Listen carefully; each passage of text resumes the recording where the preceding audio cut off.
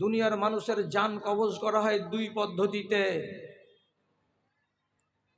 এক নম্বর পদ্ধতি আল্লাহ নিজেই বলছেন, ওয়ান্নাজিআতে গারকা ওয়ান্নাশিতাতে নাশতা। একটা জান কবজ হবে খেলতে খেলতে, হাসতে হাসতে, কথা বলতে বলতে, দোয়া পড়তে পড়তে, এমনিতেই বেরিয়ে চলে যাবে। কেমন হয়ে বেরোবে? যেমন একটা 3 মাসের বাচ্চা তার মায়ের স্তনে মুখ লাগিয়ে কোঁত কোঁত কোঁত করে তার মায়ের দুধগুলোকে চুষে নিচ্ছে। যদি 20 মিনিট দুধ চুষতে পারে বাচ্চাটা, তাহলে নিশ্চয়ই দেখা যাবে আস্তে আস্তে করে চুষে চুষে তার মায়ের স্তন থেকে 50 থেকে 60 কিংবা 70 মিলিগ্রাম দুধ চুষে বের করে নিয়েছে, কিন্তু তার মা টের পায়নি। স্তন থেকে দুধ বেরিয়ে গেল, মা জানতে পারলো না। তেমনি আপনার দেহ থেকে প্রাণ পাখি উড়ে চলে যাবে, আপনি জানতে পারবেন না। এটা একটা পদ্ধতি জান বের হওয়ার। আর একটা পদ্ধতি কি আছে? ওয়ান্নাজিআতে গারকা। ফেরেশতা দূর থেকে ডাক দিয়ে বলবে, এ খাবিস জান বেরিয়ে আয়, আমার হাতে আয়। যখনই তাকে ফেরেশতার এই ডাকটা কানে আসবে, সাথে সাথে তার রূহটা, তার আত্মাটা দেহের ভেতরে লুকাবার চেষ্টা করবে। যখন সে নিজে থেকে আল্লাহর ফেরেশতার হাতে ধরা দেবে না, তখন আল্লাহর ফেরেশতা পায়ের দিক থেকে খিঁচে, পায়ের দিক থেকে চিপে, পায়ের দিক থেকে নিংড়ে, যেমন ইক্ষুকে মেশিনে ভরতে গেলে রসগুলো একদিক দিয়ে বেরিয়ে যায় আর ছোবড়াগুলো আর একদিক দিয়ে বেরিয়ে যায়, ওই রকম করে একটা মানুষের রুহটাকে তার দেহের ভেতরে মালাকুল মউত প্রবেশ করে গিয়ে নিংড়ে চুষে তার দেহটাকে বের করে আনবে। আর এমনি করে যদি নিংড়ে তার দেহটা থেকে তার রুহকে বের করে, তো তাহলে তাকে জাররা জাররা করে তাকে একেবারে এমন এমন কাতর করে দিয়ে চলে যাবে যে যেই কাতর অবস্থাটা তার শত শত বছর দূর হবে না। আপনি এবার মনে মনে উপলব্ধি করুন, আমার পরিণাম ভয়ানক হতে পারে, অর্থাৎ আমার মরণটা যদি ভালো না হয়, হায় আল্লাহ কি হলো। এইরকম যার ভেতরে চেতনা আছে, আপনি তাকে ওয়াজ শুনান, ওয়াজ শুনিয়ে কাজ হবে।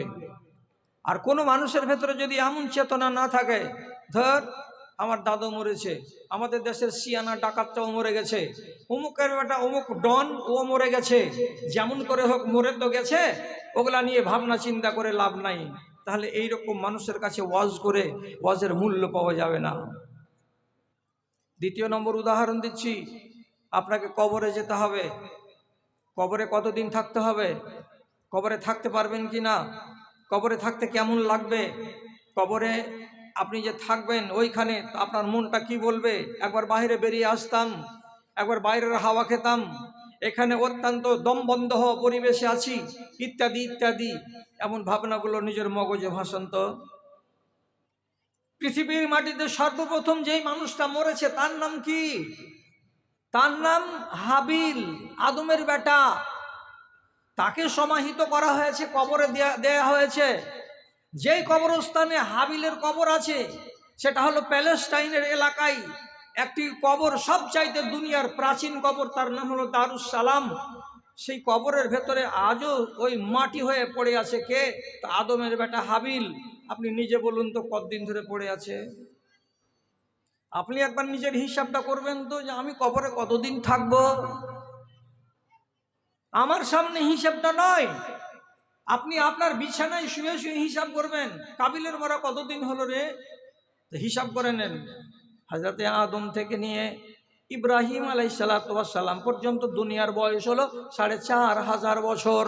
হযরতে ইব্রাহিম থেকে আমার নবী মুহাম্মদ সাল্লাল্লাহু আলাইহি সাল্লাম পর্যন্ত দুনিয়ার বয়স হলো আর 4500 বছর।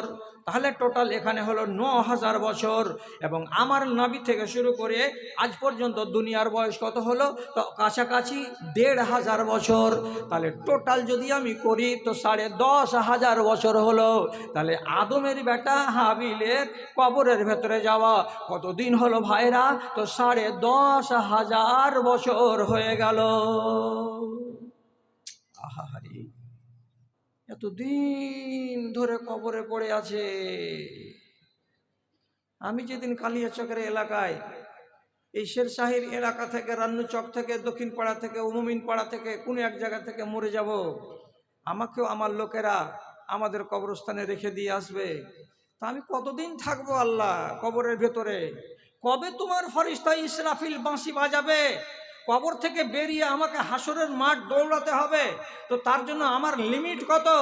আমি কি 15 বছর থাকবো কবরে, না 20 বছর থাকবো? আপনি বলতে পারবেন? মরণের পর কবরের হালাতকে যদি জাগিয়ে তুলেন মগজে, তাহলে আপনার মনটা খাকসার হয়ে থাকবে। আর আপনার মতো মানুষকে ওয়াজ শোনাতে গেলে কিছুটা আপনার কাছ থেকে রেজামন্দি এবং ওয়াজগুলোর প্রতি আপনার স্বীকৃতি পাওয়া যাবে।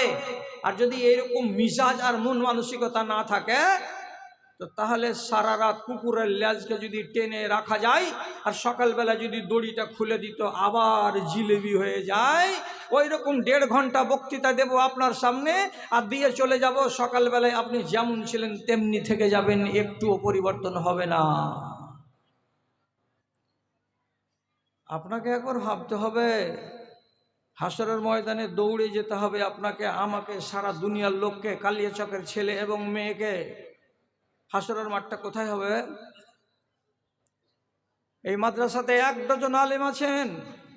খুব সত্য কথা বলছি। আল্লাহ পাকের নবীর স্ত্রী হযরত উম্মে সালমা রাসূলকে বলছেন, আল্লাহ রাসূল, হাসরের মাঠ কোথায় হবে একটু বলুন না। নবীজি বলছেন, প্যালেস্টাইনের এলাকা যখন অবিভক্ত ছিল, যখন ছিল সেটা সিরিয়া, নবীজি বলছেন এই সিরিয়ার বিশাল এলাকায় আল্লাহ রাব্বুল আলামিন হাসরের মাঠ বানাবেন। কিন্তু এই জমিনটা সেই জমিন হবে না। এই জমিনের মতো উঁচু নিচু জায়গা থাকবে না। এই জমিনের মতো গাছপালা, নদ নদী, পাহাড় পর্বত থাকবে না। সেদিন জমিনটা কেমন হবে? ইয়াউমা ইউবাদদালুল আরজু গায়রাল আরজে। এই জমিনকে সম্পূর্ণ আল্লাহ রাব্বুল আলামিন বদলে দিয়ে নতুন সমতল জমিন বানাবেন, নতুন সমতল মাঠ বানাবেন। মাঠটা হবে কোথায়? তো সিরিয়ার এলাকায়। কবর থেকে উঠেই হাদিস বলছে ইউহুশার, সবকে তেড়ে জমা করা হবে। এই দৌড়া, বসে কেন আছিস? কোনো মানুষ বসে থাকবে না, উঠা মাত্রই দৌড়াতে শুরু করবে। ওকে কেউ বলতেও যাবে না যে বাংলাদেশের দিকে দৌড়াবো, না এদিকে দক্ষিণ দিকে মুখ করে শ্রীলঙ্কার দিকে দৌড়াবো, না উত্তর দিকে মুখ করে সোভিয়েত ইউনিয়নের দিকে, রাশিয়ার দিকে দৌড়াবো। কেউ বলতে যাবে না। উঠেই পশ্চিম দিকে দৌড় লাগাবে। কোথায়? তো হাসরের ময়দান। এখান থেকে সিরিয়া কত দূর? প্লেনে যদি যাওয়া যায় আর দুবাইকে ভায়া করা যায়, তাহলে 7 ঘন্টা টাইম লাগবে প্যালেস্টাইনের মাটিতে যেতে কিংবা বাগদাদ শহরে নামতে। তাহলে একটা প্লেন যদি ঘন্টাতে 700 কিলোমিটার চলে আর তাকে 7 ঘন্টা সময় লাগে, তাহলে 7 7 49, 5,900 কিলোমিটার রাস্তা আপনার মতো একটা মানুষকে শেরশাহীর কবরস্থান থেকে উঠে দৌড়াতে হবে। আর রাসূলুল্লাহ বলছেন পায়ে চপ্পল থাকবে না, গায়ে 1 ইঞ্চি কাপড় থাকবে না। এবং যেমন তুমি মায়ের পেট থেকে পয়দা হয়েছিলে বিনা খাতনা দেওয়া, ওই রকম বিনা খাতনা দেওয়া তোমাকে দৌড়াতে হবে।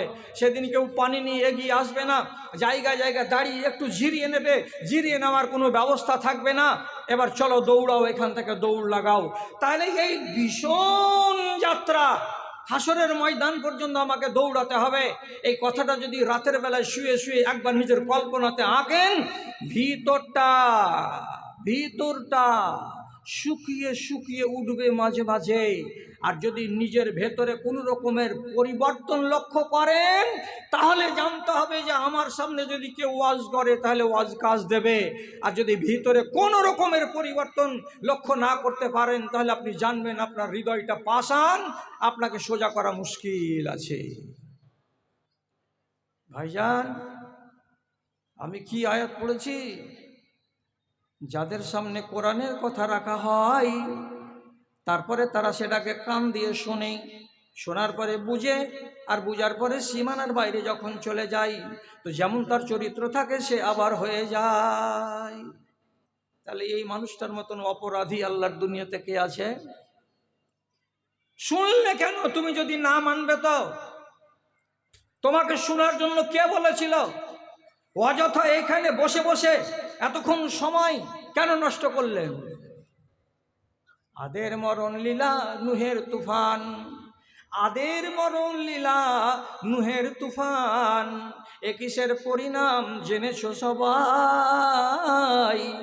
ধর্ম ধারে না যেমন শৃগাল কুকুর, এমন জীবন তবে কেন গড় হয়, এমন জীবন তবে কেন গড় হয়।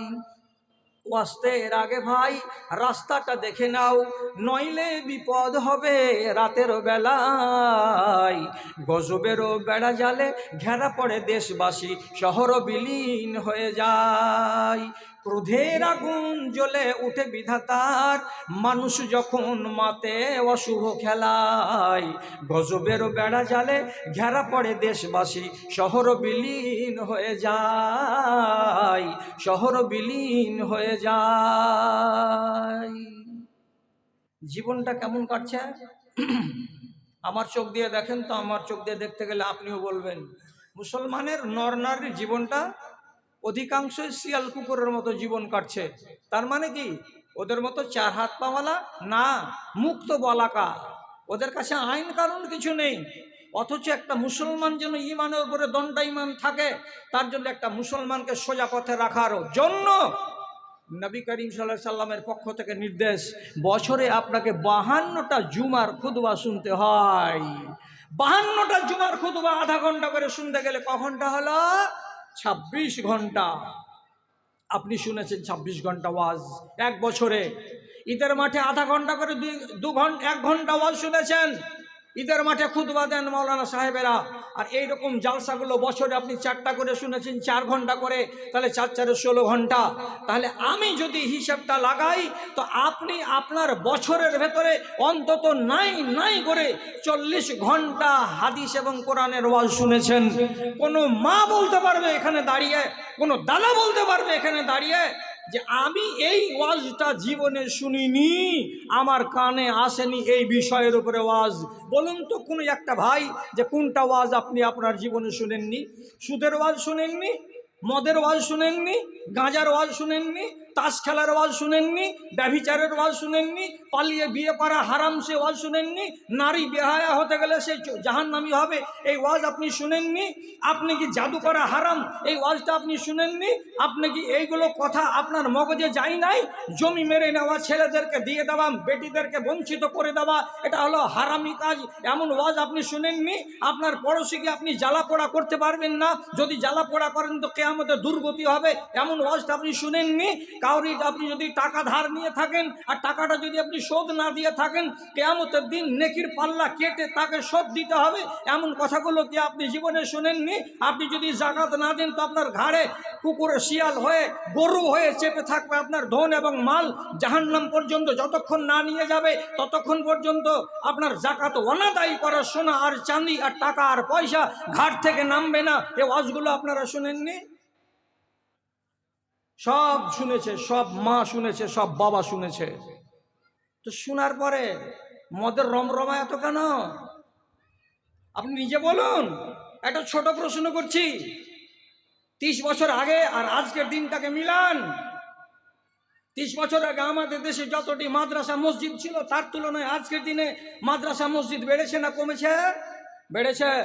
30 বছর আগে আমাদের দেশে জনসংখ্যা যতটি ছিল তার তুলনায় আজকের দিনে জনসংখ্যা বেড়েছে না কমেছে? বেড়েছে। 30 বছর আগে আমাদের দেশে যতটি হাই রোড ছিল তার তুলনায় আজকের দিনে হাই রোড বেড়েছে না কমেছে? বেড়েছে। 30 বছর আগে আমাদের দেশে যতটি ট্রেন এবং বাস আর ট্রাক ছিল তার তুলনায় আজকের দিনে আমাদের দেশে ট্রাক বাসের সংখ্যা বেড়েছে না কমেছে? তো বেড়েছে।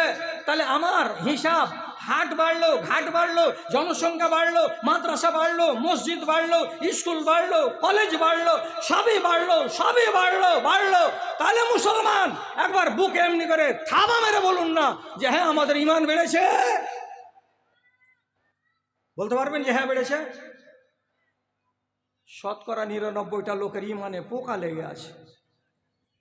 কাউরি চারানা খেয়ে ফেলেছে, কাউরি বারোয়ানা খেয়ে ফেলেছে। আর এমনই দুর্বল অবস্থাতে মুসলমান বেঁচে আছে, আল্লাহর কসম খেয়ে বলছি, পাকা ইমানদার আমার চোখের সামনে একটাও ভাসে না। আমি নিজেও পাকা ইমানদার নই। আপনারা বলবেন বুড়া বয়সে মৌলবীটা এমন আবোল তাবোল বলতে লাগলো কেন? আমি আবোল তাবোল বললে আপনার কাছ থেকে মাপ নিয়ে বাড়ি যাব। আব্দুল্লাহ বিন উমর রাদিয়াল্লাহু তাআলা আনহু বলছেন, তোমাদের সামনে একটা দিন আসবে, তোমাদের সামনে একটা দিন আসবে। কি দিন আসবে? ইয়াখরুজুনান নাসা মিনাল মাসাজিদে ওয়া লাইসা ফীহিম মুমিনুন। একটা মসজিদের সামনে ফজরের বেলায় তোমরা দেখতে পাবে 50 জন লোক দাঁড়িয়ে আছে। তুমি দেখবে যে 50 জন লোক মসজিদের সামনে দাঁড়িয়ে আছে। তখন কয়টা টাইম? তো 5:15 বা 5:30। তোমার মনটা বলবে, আচ্ছা রে, মানুষ কয়টা ভালো, এরা সবটি নমাজি মানুষ, এক্ষুনি মসজিদে ফজরের নমাজ পড়ে বাইরে তারা বেরিয়ে এসেছে, এরাই হলো ইমানদার। আপনার মন বলবে কত ভালো মানুষটি গো। কিন্তু আব্দুল্লাহ বিন উমর কি বলছেন? লাইসা ফীহিম মুমিনুন। ওই 50টা লোক নমাজ পড়ে বেরিয়ে এসেছে, তাই দেখে তুমি তাদেরকে 1 নম্বর মুসলমান বলিও না।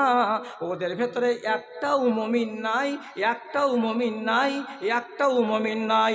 ওই 50টা লোক সবাই হলো মুসলমান। মুসলমান মুমিন নয়। মুসলমান কাকে বলে আর মুমিন কাকে বলে? নমাজও পড়বো আর সর্দারের বেটার বিয়েতে মাথার কাপড় ফেলে দিয়ে বরযাত্রী চলে যাব, ওই বেটি ছেলেটা হলো মুসলমান। নমাজ পড়বে কে? তো আমজাদের বেটা নমাজের টাইমে নমাজ পড়ে নিল, আর নমাজ পড়ার পরে বাইরে গিয়ে সাথে সাথে একটা সিগারেটকে জ্বালিয়ে দিয়ে পো পো করে টানতে শুরু করে দিল। এটা হলো হারাম। হারামকে যদি সেবন করে তো এই লোকটা মুসলমান। এইখানে দেখা যাচ্ছে দক্ষিণ মাথায় 12 থেকে 14টা ধনী লোক বসে আছে। এরা জুম্মার দিন মাত্র নমাজ পড়তে যায়, আর বাদ বাকি দিনে নমাজ পড়তে যায় না। এরা সুন্দর করে জামার কাপড়কে ইস্ত্রি করে আর একটা গোল টুপি মাথায় দিয়ে আর শরীরে আতর লাগিয়ে নমাজে যায়। আর আমি দেখে মনে মনে বলবো লোকটা পাক্কা নমাজি। কিন্তু এই মানুষটা জুমার দিনটা জুমা পড়ে গায়ে আতর লাগিয়ে, তারপরে 6টা দিন নমাজে আসে না। এই লোকটা মুসলমান, লোকটা মুমিন নয়। এই মাথায় দেখতে পাওয়া যাচ্ছে 15 থেকে 20টা লোক যারা কোটিপতি আছে, এদের জমিতে ফসল হয়।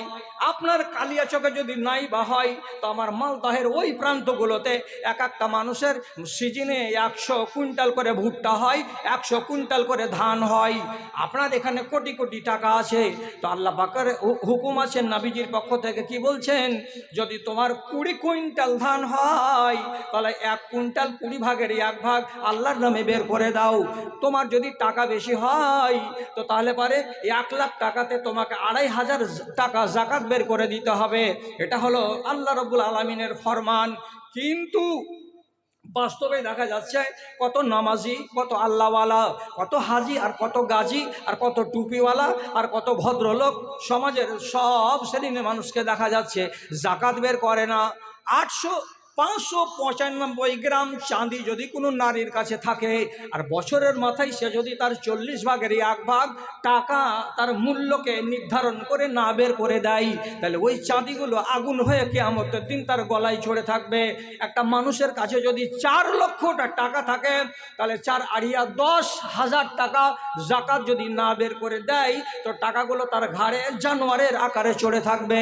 তাহলে দেখতে পাচ্ছি এখানে 20টা লোক যারা যাকাত দেওয়ার যোগ্য, অথচ যাকাত দেয় না, কিন্তু নমাজ পড়ে, অথচ রোজা সে করেছে। তাহলে এ মানুষটা মুমিন নয়, এ লোকটা হলো মুসলমান। তো হলো তো কি হলো? যে মুসলমান হলো তো কি হলো? হলো কিনা একটা, হইল কিনা একটা বললে হবে না। এক ঝাঁক মাওলানা আছে, সকালে সার্টিফাই করিয়ে নেবেন। আপনাদের মতো ইমানদারগুলোর কোয়ালিটি কোরআনে আল্লাহ তাআলা করেছেন 3টা।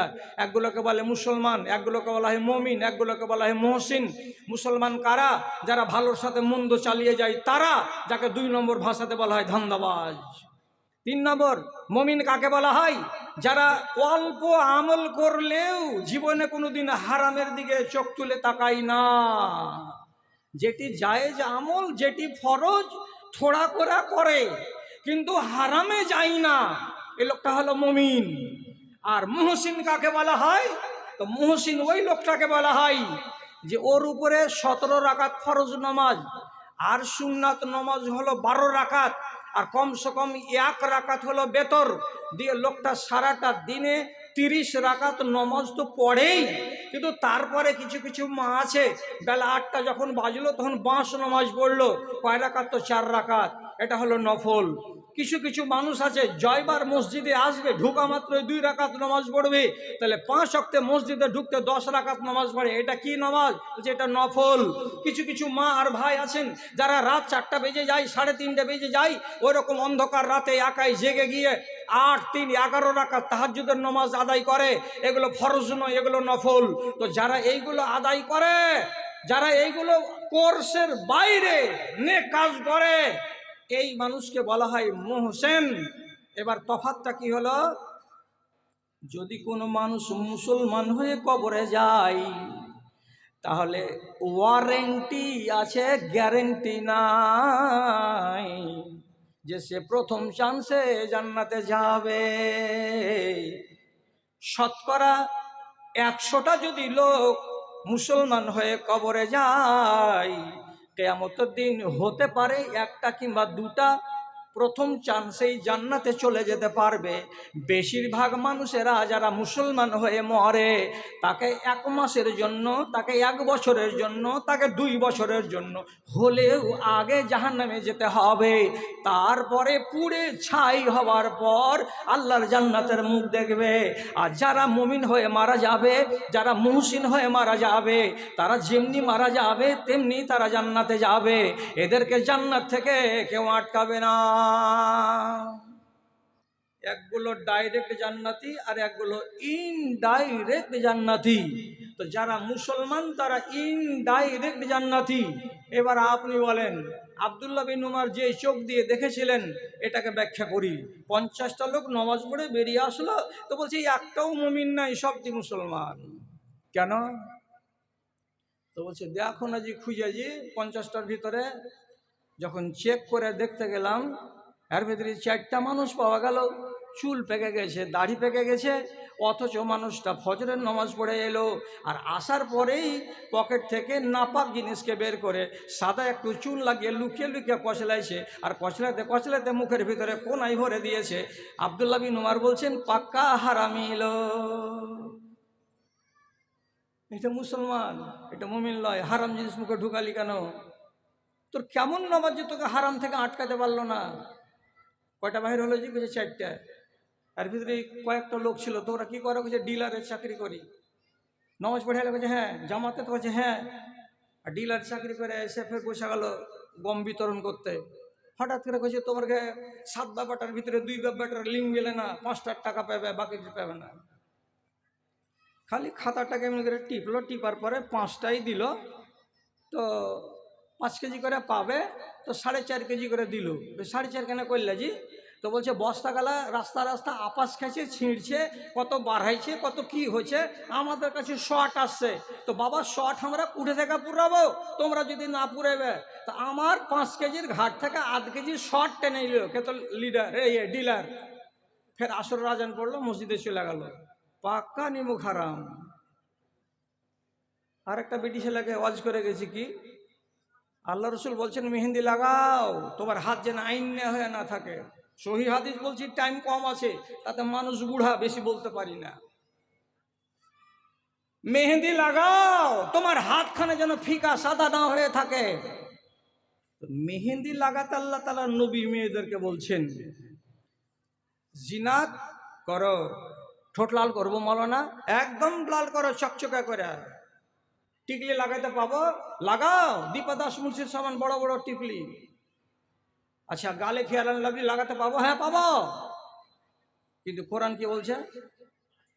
সুন্দর করে চকচকা করে তুমি ফেয়ার অ্যান্ড লাভলি মেখে চেহারাটাকে একেবারে গোলাপের মতো করে দাও, লাল লাল টিপ লাল লাল তুমি ঠোঁটটাকে ঠোঁট পালিশ দিয়ে সুন্দর করে দাও, আর তুমি কপালের মাঝখানে একটা বিন্দিয়া লাগিয়ে দাও, হাতগুলোকে সুন্দর করে রঙিয়ে দাও।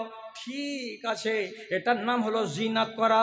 ইসলামে জিনাত করা জায়েজ আছে, কিন্তু আল্লাহ রাব্বুল আলামিন কোরআন মাজিদে বলছেন ওয়ালা তুবদিনা জিনাতাহুন্না, ওরে নারীরা তোমরা তোমাদের এই জিনাতগুলো 6টা বেটা ছেলেকে দেখাতে পাবে, 6টা বাদ দিয়ে 7 নম্বর কোনো পুরুষকে দেখাতে পাবে না।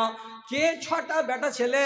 তো বলছে তোমার স্বামী দেখতে পাবে এক, তোমার বাপ দেখতে পাবে এক, তোমার ভাই দেখতে পাবে এক, তোমার শ্বশুর দেখতে পাবে এক, এবং তোমার ছেলে দেখতে পাবে এক। আর তোমার বাড়িতে যদি নাবালক কোনো বাচ্চা থাকে যেটা কাজ করে, তো কাজের ছেলেটা নাবালক যদি হয় তো সেই ছেলেটা তোমার জিনাত দেখতে পাবে, তোমার লাল ঠোঁট দেখতে পাবে, তোমার গাল দেখতে পাবে, তোমার যতগুলো সৌন্দর্য আছে সবই দেখতে পাবে। এই 6টা মানুষকে বাদ দিয়ে 7 নম্বর মানুষ যদি কেউ দেখে নেয় তো সোজা সোজা বাংলায় ওরে রোকেয়া আমেনা মাস্তারা মার্জিয়া সুলতানা রিজিয়া তোমার খবর আছে, খবর আছে। কালিয়াচকের কয়টা বেট ছেলে বিনা টিকলি তার বিনা ঠোঁট লাল করাতে আর মাথার কাপড় না ফেলে কে যায় কালিয়াচকের বাজার কলকাতা মলে? কয়টা যায়?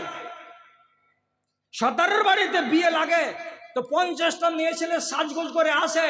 আমি গরম দেখিয়ে বলছি, একটা কোনো নারী যুবতী বা একটা কোনো মা, বয়স্কা মা কেউ বিয়ে বাড়িতে গিয়ে নিজের শালীন পোশাক পরে থাকে না। যারা যুবতী তারা তো কাঁটা লাগা পোশাক গায়ে দিয়ে আছে, ওকে মাথা না খুললে তো পোশাকের পয়সাই উঠলো না।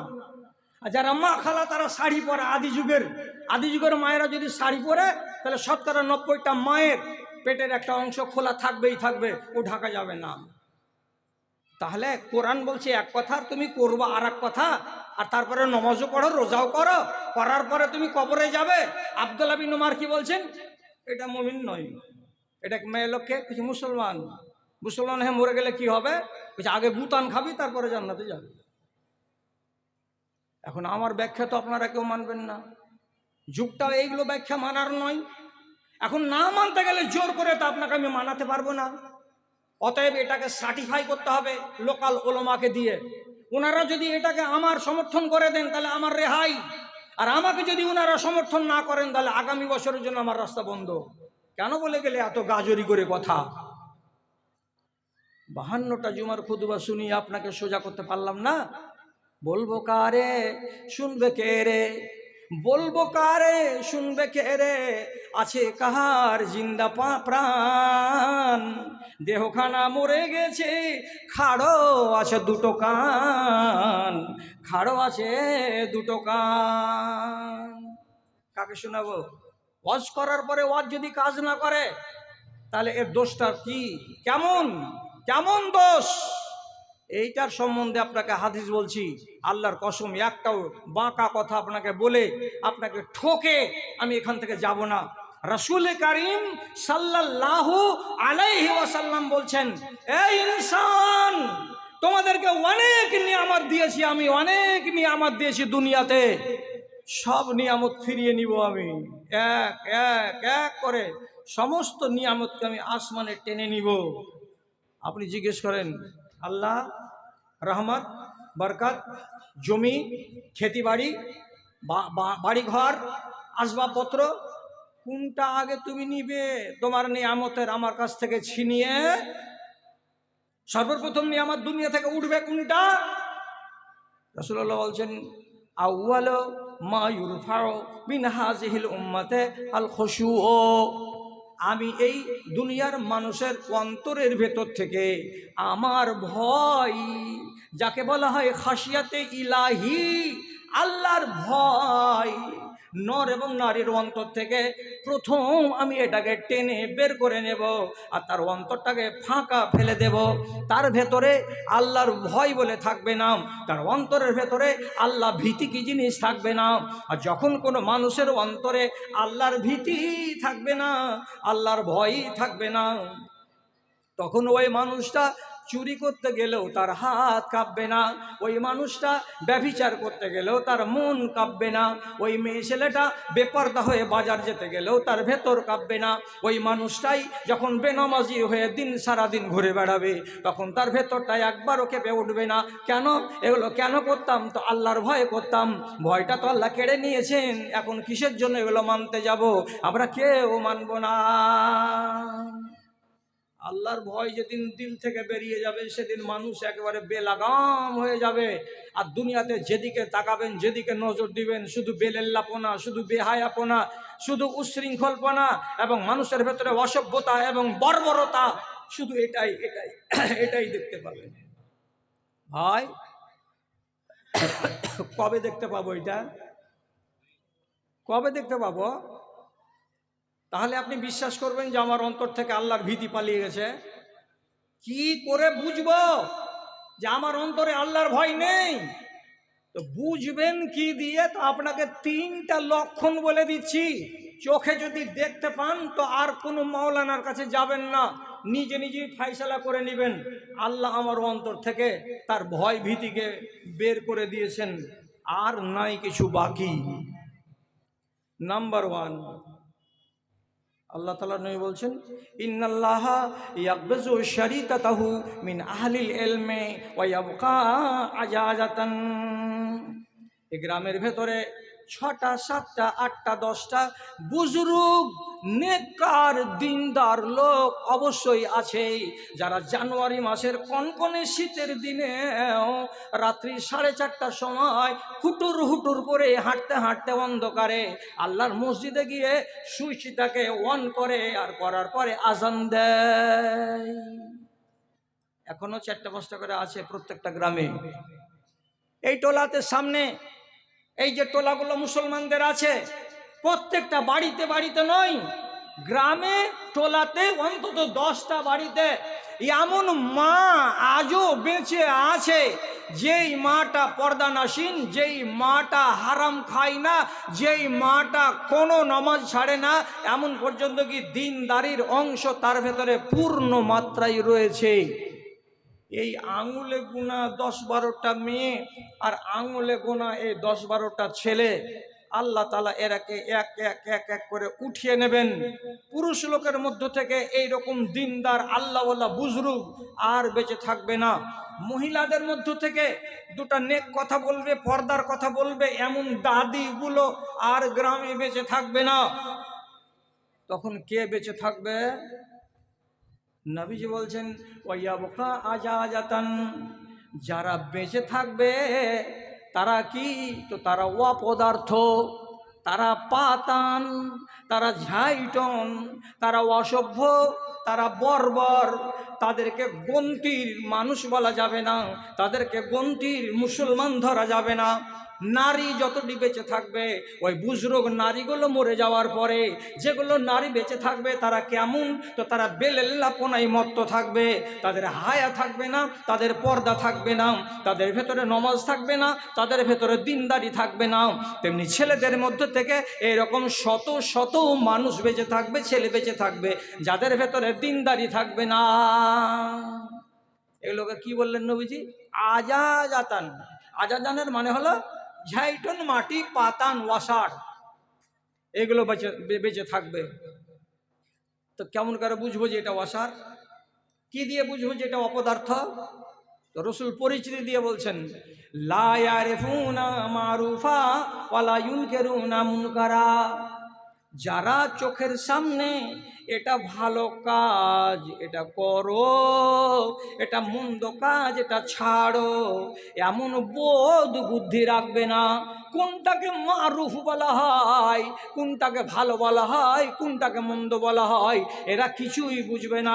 ভালো এটা ভালো, এটা তোমরা করো, মন্দ এটাকে তোমরা ছাড়ো, এমন বোধ বুদ্ধি ওই যুগের লোকের ভেতরে থাকবে না। তো যেই দিনকার ছেলেরা আর যেই দিনকার মেয়েরা কোনটা ভালো এটাও বুঝবে না, আর কোনটা মন্দ এটাও বুঝবে না, সেই দিন জানতে হবে এগুলো পাতান বেঁচে আছে, এগুলো অপদার্থ বেঁচে আছে, আর তাদের মধ্য থেকে দিনদার মানুষগুলো সব উপরে চলে গেছে। আগো মালদা কলেজে বিএ সেকেন্ড ইয়ারে পড়ছে, তো ওই বেটি ছেলেটাকে আমি অপদার্থ বলবো কেন?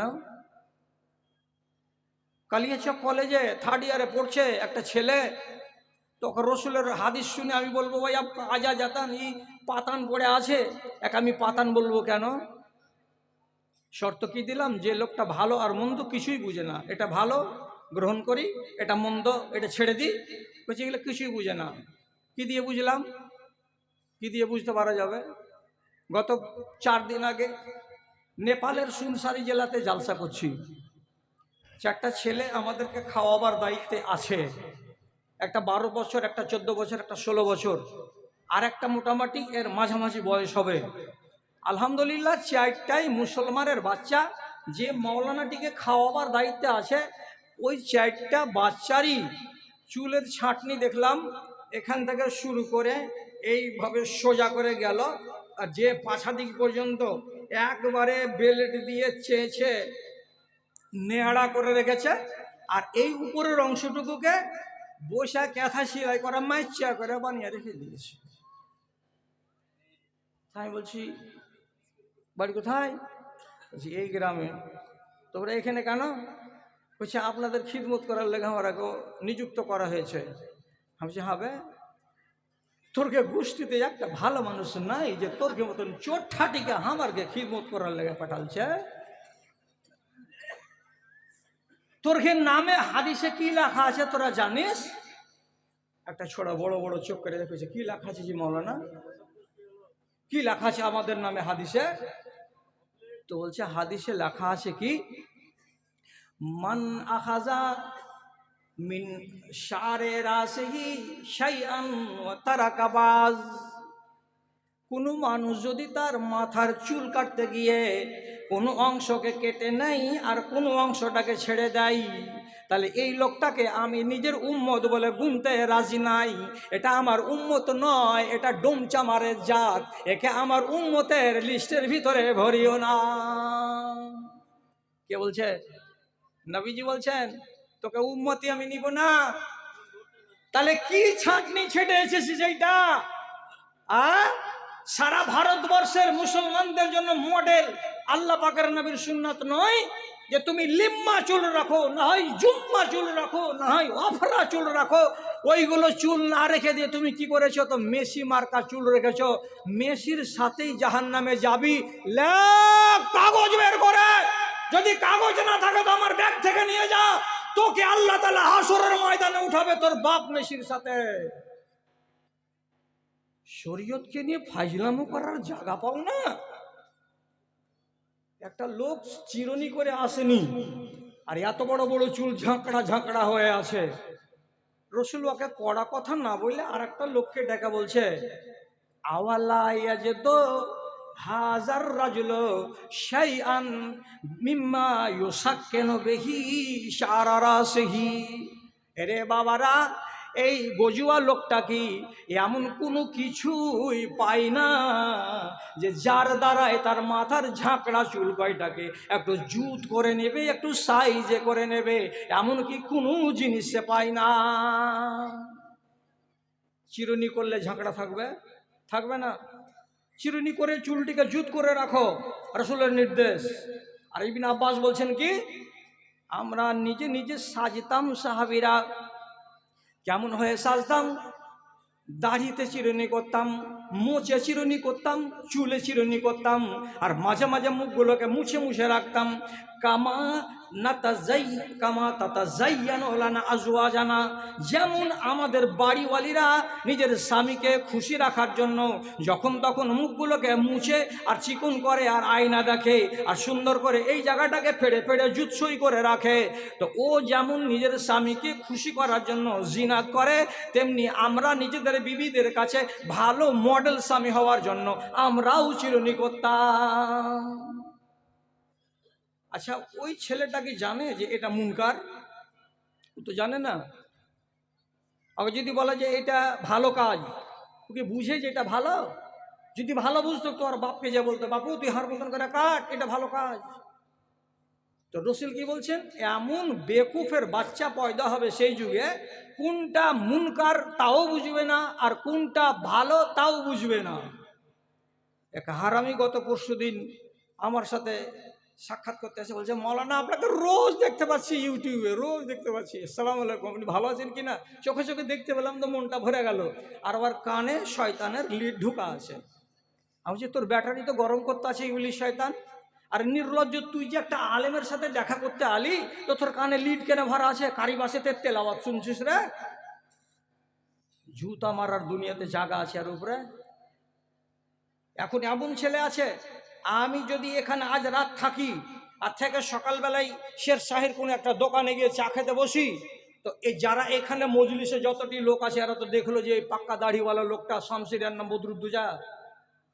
তারপরেও আমার পার্শ্বে বসে বসে ফাট করে পকেট থেকে বিড়ি বের করে দিয়ে বলে, মৌলানা সাহেব বাড়ি যাননি? না, না যায়নি। ও মালাউন জানে যে মৌলানার সামনে বেয়াদবি করতে নেই। কুচুগুলাকে আমরা বুঝি রসুল্লাহর কথা অনুযায়ী, যার ভেতরে মুনকার চেনার পরিচয় নাই, যার ভেতরে মারুফ চেনার পরিচয় থাকবে না যে যুগে, সেই যুগের লোকটাকে জানতে হবে কি এখন এদের কাছ থেকে আল্লাহ রাব্বুল আলামিন আল্লাহর ভয় তুলে নিয়েছেন বা তুলে নিচ্ছেন। 2 নম্বর পরিচিতি, সামাল দাও বেটি ছেলে, সামাল দাও বেটা ছেলে। কথা যদি কড়া লাগে তো উঠে বাড়ি চলে যাও, ওয়াজ আর বেশি শুনিও না। রাসূলুল্লাহ বলছেন, ইন্নাল্লাহা ইউবগিযু কুল্লা জাযারিন জাওয়াজিন জিফাতুন বিল্লাইলি ওয়া হিমারুন বিন্নাহার। আল্লাহ রাব্বুল আলামিন মোটা চামড়ার মেয়ে ছেলেকে আর মোটা চামড়ার বেটা ছেলেকে ঘেন্না করেন, তাদেরকে দেখতে চান না। রাগ করবেন না রে মায়েরা, আর রাগ করবেন না রে ভাইরা। মোটা চামড়ার মানেটা কি? পেটের ভুঁড়িগুলো এইরকম মোটা মোটা যাদের, তাদেরকে আল্লাহ তাআলা পছন্দ করেন না, এটা তরজমা নয়। আসল তরজমাটা কি? আমরা যেমন কথায় কথায় বলি, আমরা যেমন বলি, হবে তোর চলনটা কত মোটা হয়ে গেছে রে, তোর বুদ্ধি কত মোটা রে। তো মানুষের আক্কেল মোটা, মানুষের বুদ্ধি মোটা, মানুষের চলন মোটা, তো আসলে কি এরকম মোটা? তো মোটা বলতে যার আখলাক, যার বুদ্ধি, যার ব্যবহার মোটা, এইরকম মানুষকে আল্লাহ তাআলা, নবী বলছেন, আল্লাহ পছন্দ করেন না। আরে মাওলানা চিনবো কি করে যে আর বুদ্ধি মোটা আর আক্কেল মোটা? কি দিয়ে চিনবো? বলছে সোজা হিসাব জি ভাই, আর আক্কেল মোটা কি মোটা নয় চিনে নিবে তুমি, কোনো মাওলানার কাছে যেতে হবে না। কেমন করে চিনবো? রাসূলুল্লাহ বলছেন, জিফাতুন বিল্লাইলি ওয়া হিমারুন বিন্নাহার। যেই ছেলেগুলো আর যেই মেয়েগুলো রাতের বেলায় ঘুমাবে নিজের ছাপের খাটে, কেমন হয়ে ঘুমাবে? নবীজি বলছেন, ঘুমাবে তো মরা কুকুরের মতো হয়ে ঘুমাবে। মরা কুকুরের মতো ফের কেমন হয়ে ঘুমায়? বুধবারের দিন কুকুর মরেছে, রোডের কিনারায় ফেলে দিয়ে এসেছেন, কুকুর ট্যাং ছেড়ে আছে। 2-3 বারে যান আপনি মঙ্গলবারের দিন ওকে দেখতে, তো ট্যাং ছেড়িয়ে আছে, আর অবস্থার পরিবর্তন হয়নি। রাসূলুল্লাহ বলছেন, যে ছেলেটা যে মেয়েটা রাতের বেলায় মরা কুকুরের মতো ঘুমায়, মরা কুকুর কেমন করে হয় এবার ভালো করে বুঝেন। যারা জিন্দা মানুষ এবং যারা আকলওয়ালা মানুষ, যারা বিবেকবান মানুষ, তারা কি করে? রসুলের ফরমান, খানা খাওয়া হয়ে গেলে, এশারের নামাজ পড়া হয়ে গেলে দুনিয়ার কোনো কাজ করা চলবে না। দিনের যদি কাজ করো, যদি কোনো কিতাব পড়ো তো তা চলবে, আর তাছাড়া দুনিয়ার কোনো কাজ করা চলবে না, তোমাকে ঘুমিয়ে যেতে হবে।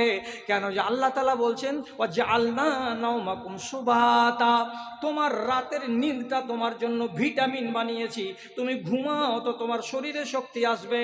আর আল্লাহ তাআলা বলছেন, ওয়াজআলনা লাইলা মাআশা, তোমার দিনটা বানিয়েছি তোমার রুজি সন্ধান করার জন্য, জন্য রাতের বেলায় যদি ঘুমাও তো শরীরে তোমার এনার্জি পাওয়া যাবে, আর দিনের বেলায় তুমি কাজ কাম করতে পারবে।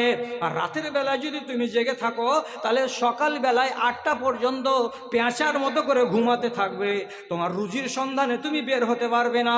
এই জন্য নবীজি বলছেন এশা নামাজ পড়া হয়ে গেলে এশা নামাজের পর দুনিয়ার কোনো কাজ করা চলবে না। কিন্তু আপনার বেটি কি করছে?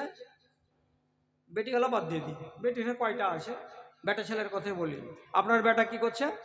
25,000 টাকা দামের অ্যান্ড্রয়েড মোবাইল, 9টার সময় খানা খেয়ে নিল, পা হাত না ধুয়ে বেড়া হয়ে বিছানে পড়ে গেল। বাপের তৈরি করা ছাপের খাট আর পাকা বাড়ি, বালিশি হিলান দিয়ে জুড়ে দিল খেলা, খেলাটার নাম পাবজি গেম। কয়টা লোক লাগে পাবজি গেমে? কয়টা লাগে? কয়টা লোক লাগে পাবজি গেম খেলতে? 4টা লোক লাগে। একটা লোক শামসির, একটা লোক কালীচক রান ট্রোলার, আর একটা ফারাক্কার, আর একটা ধুলিয়ানের। 4 বাপ বাটা মিলে গুলি মারামারি শুরু করলো। ই কয়টা মিলিটারি মারলে? বলছে 12টা। তুই কয়টা মেরেছিস? বলছে 18টা। ওই কয়টা মেরেছে? তো 22টা। আর এর ভিতরে আবার হারাজিতা আছে। মাঝে মাঝে আপনার বেটা রাত 11টার সময় ঘরের ভিতরে চিল্লে ওঠে, ইয়া ইয়া মানে কি? মেরে দিয়েছি বিরোধী দলকে, ধরাশায়ী করে দিয়েছি, আমি জিতে গেছি, ইয়া। কপালে জুতা মারি তোর আমি। করতে করতে করতে করতে এই টানা ওই টানা, আর দুটা বুড়া আঙুল স্প্রিং এর মতো দৌড়াচ্ছে, এমনি করে দৌড়াতে দৌড়াতে দৌড়াতে দৌড়াতে এই কুলাঙ্গারের দিমাগ এত নষ্ট হচ্ছে। করতে করতে করতে করতে রাত যখন 2টা 2:30টা হচ্ছে তখন ঘুম চাপছে। তখন ঘুমাইলো তো এই এজাবুলের বেটা জমশেদ ঘুমে দোয়া জানে না, জানে? যদি ওকে পুছ করেন এখন, যায় তোকে জামাই দেখতে এসছি, তোকে জামাই হিসাবে দেখতে এসছি, ঘুম যাওয়া দোয়াটা কহতো বাজি। তখন বলছে আল্লাহ খুব সল খাওয়া এসে আনকার মতন আনকা কথা বলবে। দোয়া জানে না, বিনা দোয়াতে শুয়ে গেল। বিনা দোয়াতে যে শুয়ে গেল, লোকটা সুন্নাতের খেলাপ করলো। অথচ নবীজি বলছেন আপনাকে যখন বিছানায় যেতে হবে তখন আপনাকে দোয়া পড়ে বিছানায় যেতে হবে। আল্লাহুম্মা বিসমিকা আমুতু ওয়া আহিয়া। শতকরা 80টা যুবক ছেলেরা এ দোয়া জানে না আর দোয়া পড়ে ঘুমায় না। শতকরা 70টা বেটি ছেলে এই দোয়া জানে না আর দোয়া পড়ে ঘুমায় না। তার থেকে বড় দোয়াটা পড়ো, আর পড়ার পরে ডান হাতখানা এই তালুটাকে এমনি করে ডান গালের উপরে রাখো আর বালিশের উপরে এমনি করে রেখে দাও। আর দেওয়ার পর আর একটা দোয়া আছে, আল্লাহুম্মা কিনি আযাবাকা ইয়াউমা তাবআসু ইবাদাকা। এই কথাটা বলে তুমি যদি ঘুমিয়ে যাও কিয়ামতের দিন তোমার পা নড়বড় করবে না, তোমাকে আল্লাহ রাব্বুল আলামিন মজবুত করে দাঁড় করিয়ে রাখবেন হাসরের মাঠে। হিসাব নিকাশ হওয়া পর্যন্ত তোমার ভিতরে ভয় বলে কিছু থাকবে না। বলছি ওটা দোয়া বাদ দাও মৌলভী সাহেব, যেটা কাজের সেটাই তো জানি না, আর ওটা তো ভালো আরো অনেক ঝামেলার কথা। দোয়া পড়লো না, রাতে স্বপন দেখেছে খারাপ স্বপন। খারাপ স্বপন যদি মুমিনেরা দেখে তো চট করে চোখ খুলবে, বাম দিকে থু থু থু থু থু কবর করে 3 বার, আর দিয়ে কি পড়বে? আউযু বিল্লাহি মিনাশ শাইতানির রাজিম। তাহলে পরে এটা একটা জিকির হলো, এটা কোরআনের আয়াত। আর এই জল বড়া সাপ খারাপ স্বপন দেখলো, কেউ গুলি মেরে দিল ওকে, চিৎকার করে বলে ফের ঘুমিয়ে গেল, আর মুখ দিয়ে জিকির বের হলো না। আপনি যদি পেশাব করতে উঠেন রাত্রি 2টার সময়, তো আমি মানুষ, আমাকে একবার বাইরে যেতেই হবে। বাইরে যদি আমি যাই একটা ইস্তিনজাতে যাওয়ার দোয়া পড়বো, ওখান থেকে বেরিয়ে আসি তো গোফরানাকা বলবো, আমার মুখ দিয়ে জিকির বের হলো, তাহলে আমি জিন্দা মানুষ। আর এই জালিম যদি পেশাব করতে যায়ও বা তো ঢুলবে আর ঢুলবে, ঢুলতে ঢুলতে পেশাবখানাতে গেল, পেশাব করে দিল, কোনখানে পড়লো না হিসাব করতে পারলো না। আবার চেনটাকে সামনে নিয়ে ওখান থেকে বেরিয়ে চলে এলো, কিছু যে বলতে হয়তো ওটা কথা বলতেও পারলো না। ফজরের বেলায় 4:45টার সময় আজান হলো, আয় সলাতু খায়রুম মিনান নাওম। এই যেন না নড়ে, এইটা এই যেন না নড়ে, তার জন্য ওর কাঠবাপ ইবলিশ শয়তান দৌড়ে আসে ওর কাছে। একটা নাই, ওর চেলা হাজার হাজার আছে, এসে তখন গীত শুনেবে ওকে। সহি হাদিস বলছি, পিঠখান লাড়বে আর গীত শুনেবে। গীত শোনাতে গেলে ছোট ছোট ছেলেপেরা নিন যায়, এই জন্য আগেকার মারা যে কোনো মা ছেলে হতে গেলে মিঠা মিঠা করে লুরি শোনায়। তো ইবলিশ শয়তান ওকে লুরি শুনেছে, আর পিঠখান লাড়ছে। ভালো ছেলে হলে, ভালো মা হলে ভালো গলা বলবে, চাঁদের বুড়ি চরখা কাটে চাঁদেরই দোলাই, খুকুমুনি যাবে সে থাই, এসো রে সবাই, এসো রে সবাই। কি কয়েছে? আলাইকা লাইলুন তাবিলুন ফারকদ, আলাইকা লাইলুন তাবিলুন ফারকদ। এমনি করে ঘাটটাকে নাড়বার বলবে, মুজিবুর রহমান এখনো উঠিও না, আরো 1 ঘন্টা টাইম আছে, ঘুম মেরে দাও। আলাইকা লাইলুন তাবিলুন ফারকদ, আমিনা বিবি উঠিও না, এখনো আধা ঘন্টা টাইম আছে, 1 পড়ন ঘুম মেরে দাও।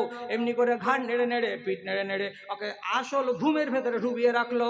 তাহলে এই বাচ্চাটা আর এই বাচ্চিটা রাত 12টার সময় কিংবা 10টার সময় যে ঘুমালো, তো তার ভিতরে একটুও কোনো পরিবর্তন দেখতে পাওয়া গেল না। তো মরা কুকুর যেমন হিলেনি নড়েনি, তেমনি মানুষের বাচ্চা সারাটা 8 ঘন্টার রাতে কোনো রকমের হিলা নড়া করেনি। এইটার তর্জমা কি হলো? জিফাতুন বিল্লাইলে, রাতের বেলায় শুধবে তো মরা কুকুরের মতো। এবার গুনেন বাড়তে বাড়তে কথা করে, মরা কুকুর আছে আর মরা কুত্তি আছে, আমি গুনে দিব? আমাকে বেড়াতে হবে কালিয়াচকের বাড়ি বাড়ি? সব বাবু জানেন, সব মারা জানেন আমার কটা বেটা এরকম মরা কুকুরের মতো ঘুমাই, আর আমাদের কটা বেটি মরা কুকুরের মতো ঘুমাই। মা জেগে গেল, বাপ জেগে গেল, নামাজি বেটা জাগতে পারলো না। যেদিন দেখবেন এইরকম ছেলে বাড়িতে দেখা গেছে, বাস সাদা কাগজে লিখেলেন, অন্তর থেকে আল্লাহ খাসিয়াতে এলাহিকে উঠিয়ে নিয়েছে, আর ফিরে আসবে না। 3 নম্বর কঠিন সাংঘাতিক। আল্লাহ আমাকে বাঁচাই, আল্লাহ আপনাকে বাঁচাই, আল্লাহ আমার গ্রামকে বাঁচাই, আল্লাহ আপনার গ্রামকে বাঁচাই। নবীজি বলছেন, ইয়াতাসাফাদুন আর-রিজাল কামা তাসাফুদিল হামিরে। ওই একটা যুগ আসবে, সেই যুগে ছেলেরা আর মেয়েরা নিজের নিজের প্রয়োজনে বাড়ি থেকে বের হবে। আর বাড়ি থেকে বের হওয়ার পরে এরা এক অপরকে চিনে কিংবা না চিনে, যদি পরিচয় থাকে, কলেজ মেট হয়, স্কুল মেট হয়, কিংবা পাড়ার ছেলে হয়, পাড়ার মেয়ে হয়, তো 2 জন ছেলে মেয়েকে চোখের সামনে আপনি দেখতে পাবেন, ওরা কেমন কেমন হয়ে চলবে। নবীজি বলছেন, গাধা যেমন ভাবে রাস্তা হাঁটে, ওই রকম করে ছেলে মেয়েরা রাস্তা হাঁটে। বুঝতে পারলাম না গাধা কেমন করে হাঁটে। গাধার চরিত্র হলো কি? গাধার চরিত্র হলো এই, 3টা 4টা গাধা যদি একসঙ্গে হাঁটে, তো একটা গাধা আর একটা গাধার পাছায় ধাক্কা দেয়, একটা গাধা আর একটা গাধার পিঠের চুলগুলোকে কামড়ে দেয়, একটা গাধা আর একটা গাধাকে তার গায়ে গা মেরে দেয়। স্থির হয়ে গাধা রাস্তা চলে না, গায়ে গা লাগিয়ে ঠেলাঠেলি করে রাস্তা চলে। তো তেমনি দেখতে পাবে একটা যুগ চলে আসছে, সেই যুগের ছেলে মেয়েরা কেমন হয়ে চলবে? তো আঙুলে আঙুল ভরে দিয়ে, জোড়া লাগিয়ে লাগিয়ে, অথবা ছেলেটা মেয়েটার ঘাড়ে হাত ঢেলে দিয়ে, অথবা ছেলেটা মেয়েটার কোমরে হাত লাগিয়ে দিয়ে এরা জোড়া জোড়া হয়ে হাঁটবে। যেন মনে মনে এইটা মনে হবে, মেয়েটি বলছে হাতখান ধরে থাকি, না তো শয়তান পালিয়ে আর একটাকে ধরে নিবে। অথবা ছেলেটা মনে মনে বলবে আর হাতখানা ধরে থাকি, আর না তো কখন আমাকে ফাঁকে দিয়ে আর একজনকে ধরে নিবে। এই জন্য বাজারে যখন যাবে তারা হাত ভরাভরি করে, ঘাড় ধরাধরি করে রাস্তা হাঁটবে। চোখের সামনে দেখতে পাবে মসজিদের ইমাম, ওই যে ডন্ট কেয়ার মৌলানা। চোখের সামনে দেখতে পাবে নিজের দাদাকে, চাচাকে, ডন্ট কেয়ার দাদা। তোমাদের যুগ ছিল বন্ধাত্মার যুগ, আমাদের যুগ হলো মডার্ন যুগ। এই যুগের মানুষেরা এই রকম করেই চলে। কাজে 13 নজর করে দেখতে হবে না, এটাকে হজম করে নাও। আপনাদের বাড়ি তো বাজারে নেই। কোনো মানুষের যদি শখ থাকে তো 2 বেলা খাদ্য দেবো, সংস্থিত আমার বাড়িতে থাকেন, সকালবেলায় দেখতে পাবেন বোরখা গায়ে দিয়ে আছে, আর একটা ছেলের আঙুল এমনি করে আঙুল ভরে হাঁটছে। দেখে মনে হচ্ছে কি যে কোন থেকে আসামি ধরে নিয়ে এলো। Hi hi hi hi hi, কে হলো এটা তোমার? কইছে আমাদের গ্রামেরই ছেলে, এক জায়গাতে গেছিলাম, বাড়ি আসছি তো হাত ধরে ধরে হাঁটছি, যে ও যেন পড়ে না যায়, আমি যেন না পড়ে যাই। খুব ভালো কথা। যেদিন দেখতে পাবেন এইগুলো হচ্ছে চোখের সামনে, তাহলে এই যে আপনাকে 3টা লক্ষণ বললাম, আপনাকে মেনে নিতে হবে যে রাসূলুল্লাহর ওই হাদিস, মানুষের দিল থেকে ঈমান বেরিয়ে গেছে, আল্লাহর ভয় বেরিয়ে গেছে, এটা প্রমাণিত। আর 4 নম্বরেরটাকে যদি বলি, তো আমাকে স্টেজ থেকে নেমে আমার ট্যাক্সি পর্যন্ত যেতে দিবেন। এত সাংঘাতিক 4 নম্বরটা। কি 4 নম্বরটা সাংঘাতিক? তো রাসূলুল্লাহ বলছেন অত্যন্তে কররই বাজাতো, গ্রামের ভেতরে অনেক শিক্ষিত লোক থাকবে, অনেক বিদ্যা বুদ্ধিওয়ালা লোক থাকবে, কিন্তু সেই যুগে এমন এমন মানুষকে দায়িত্ব দেওয়া হবে যে মানুষগুলার পেটে যদি 10 বার কিল মারা যায়, পিছন দিক দিয়ে হাওয়া বের হবে কিন্তু মুখ দিয়ে একটা বাণী বের হবে না। এমন অযোগ্য আর এমন অজ্ঞ, এমন নরাধম, এইরকম একটা মানুষকে সমাজের দায়িত্ব দিয়ে দেওয়া হবে। আর বিচারে বসে যাবে ওই লোকটা, আর বসে বসে গলা বাজিয়ে বড় বড় করে কথা বলবে। যদি তালাকের বিচার হয় তো ঘুরে ঘুরে এই অযোগ্য নরাধম চেয়ারে বসে বসে সভাপতি হয়ে থাকবে, ওই বিচার করবে। একটা মৌলবীর দরকার মনে করবে না, একটা মাস্টারের দরকার মনে করবে না। তো যেদিন দেখতে পাবে গ্রামের মোড়ল হয়েছে কে, তো নরাধম।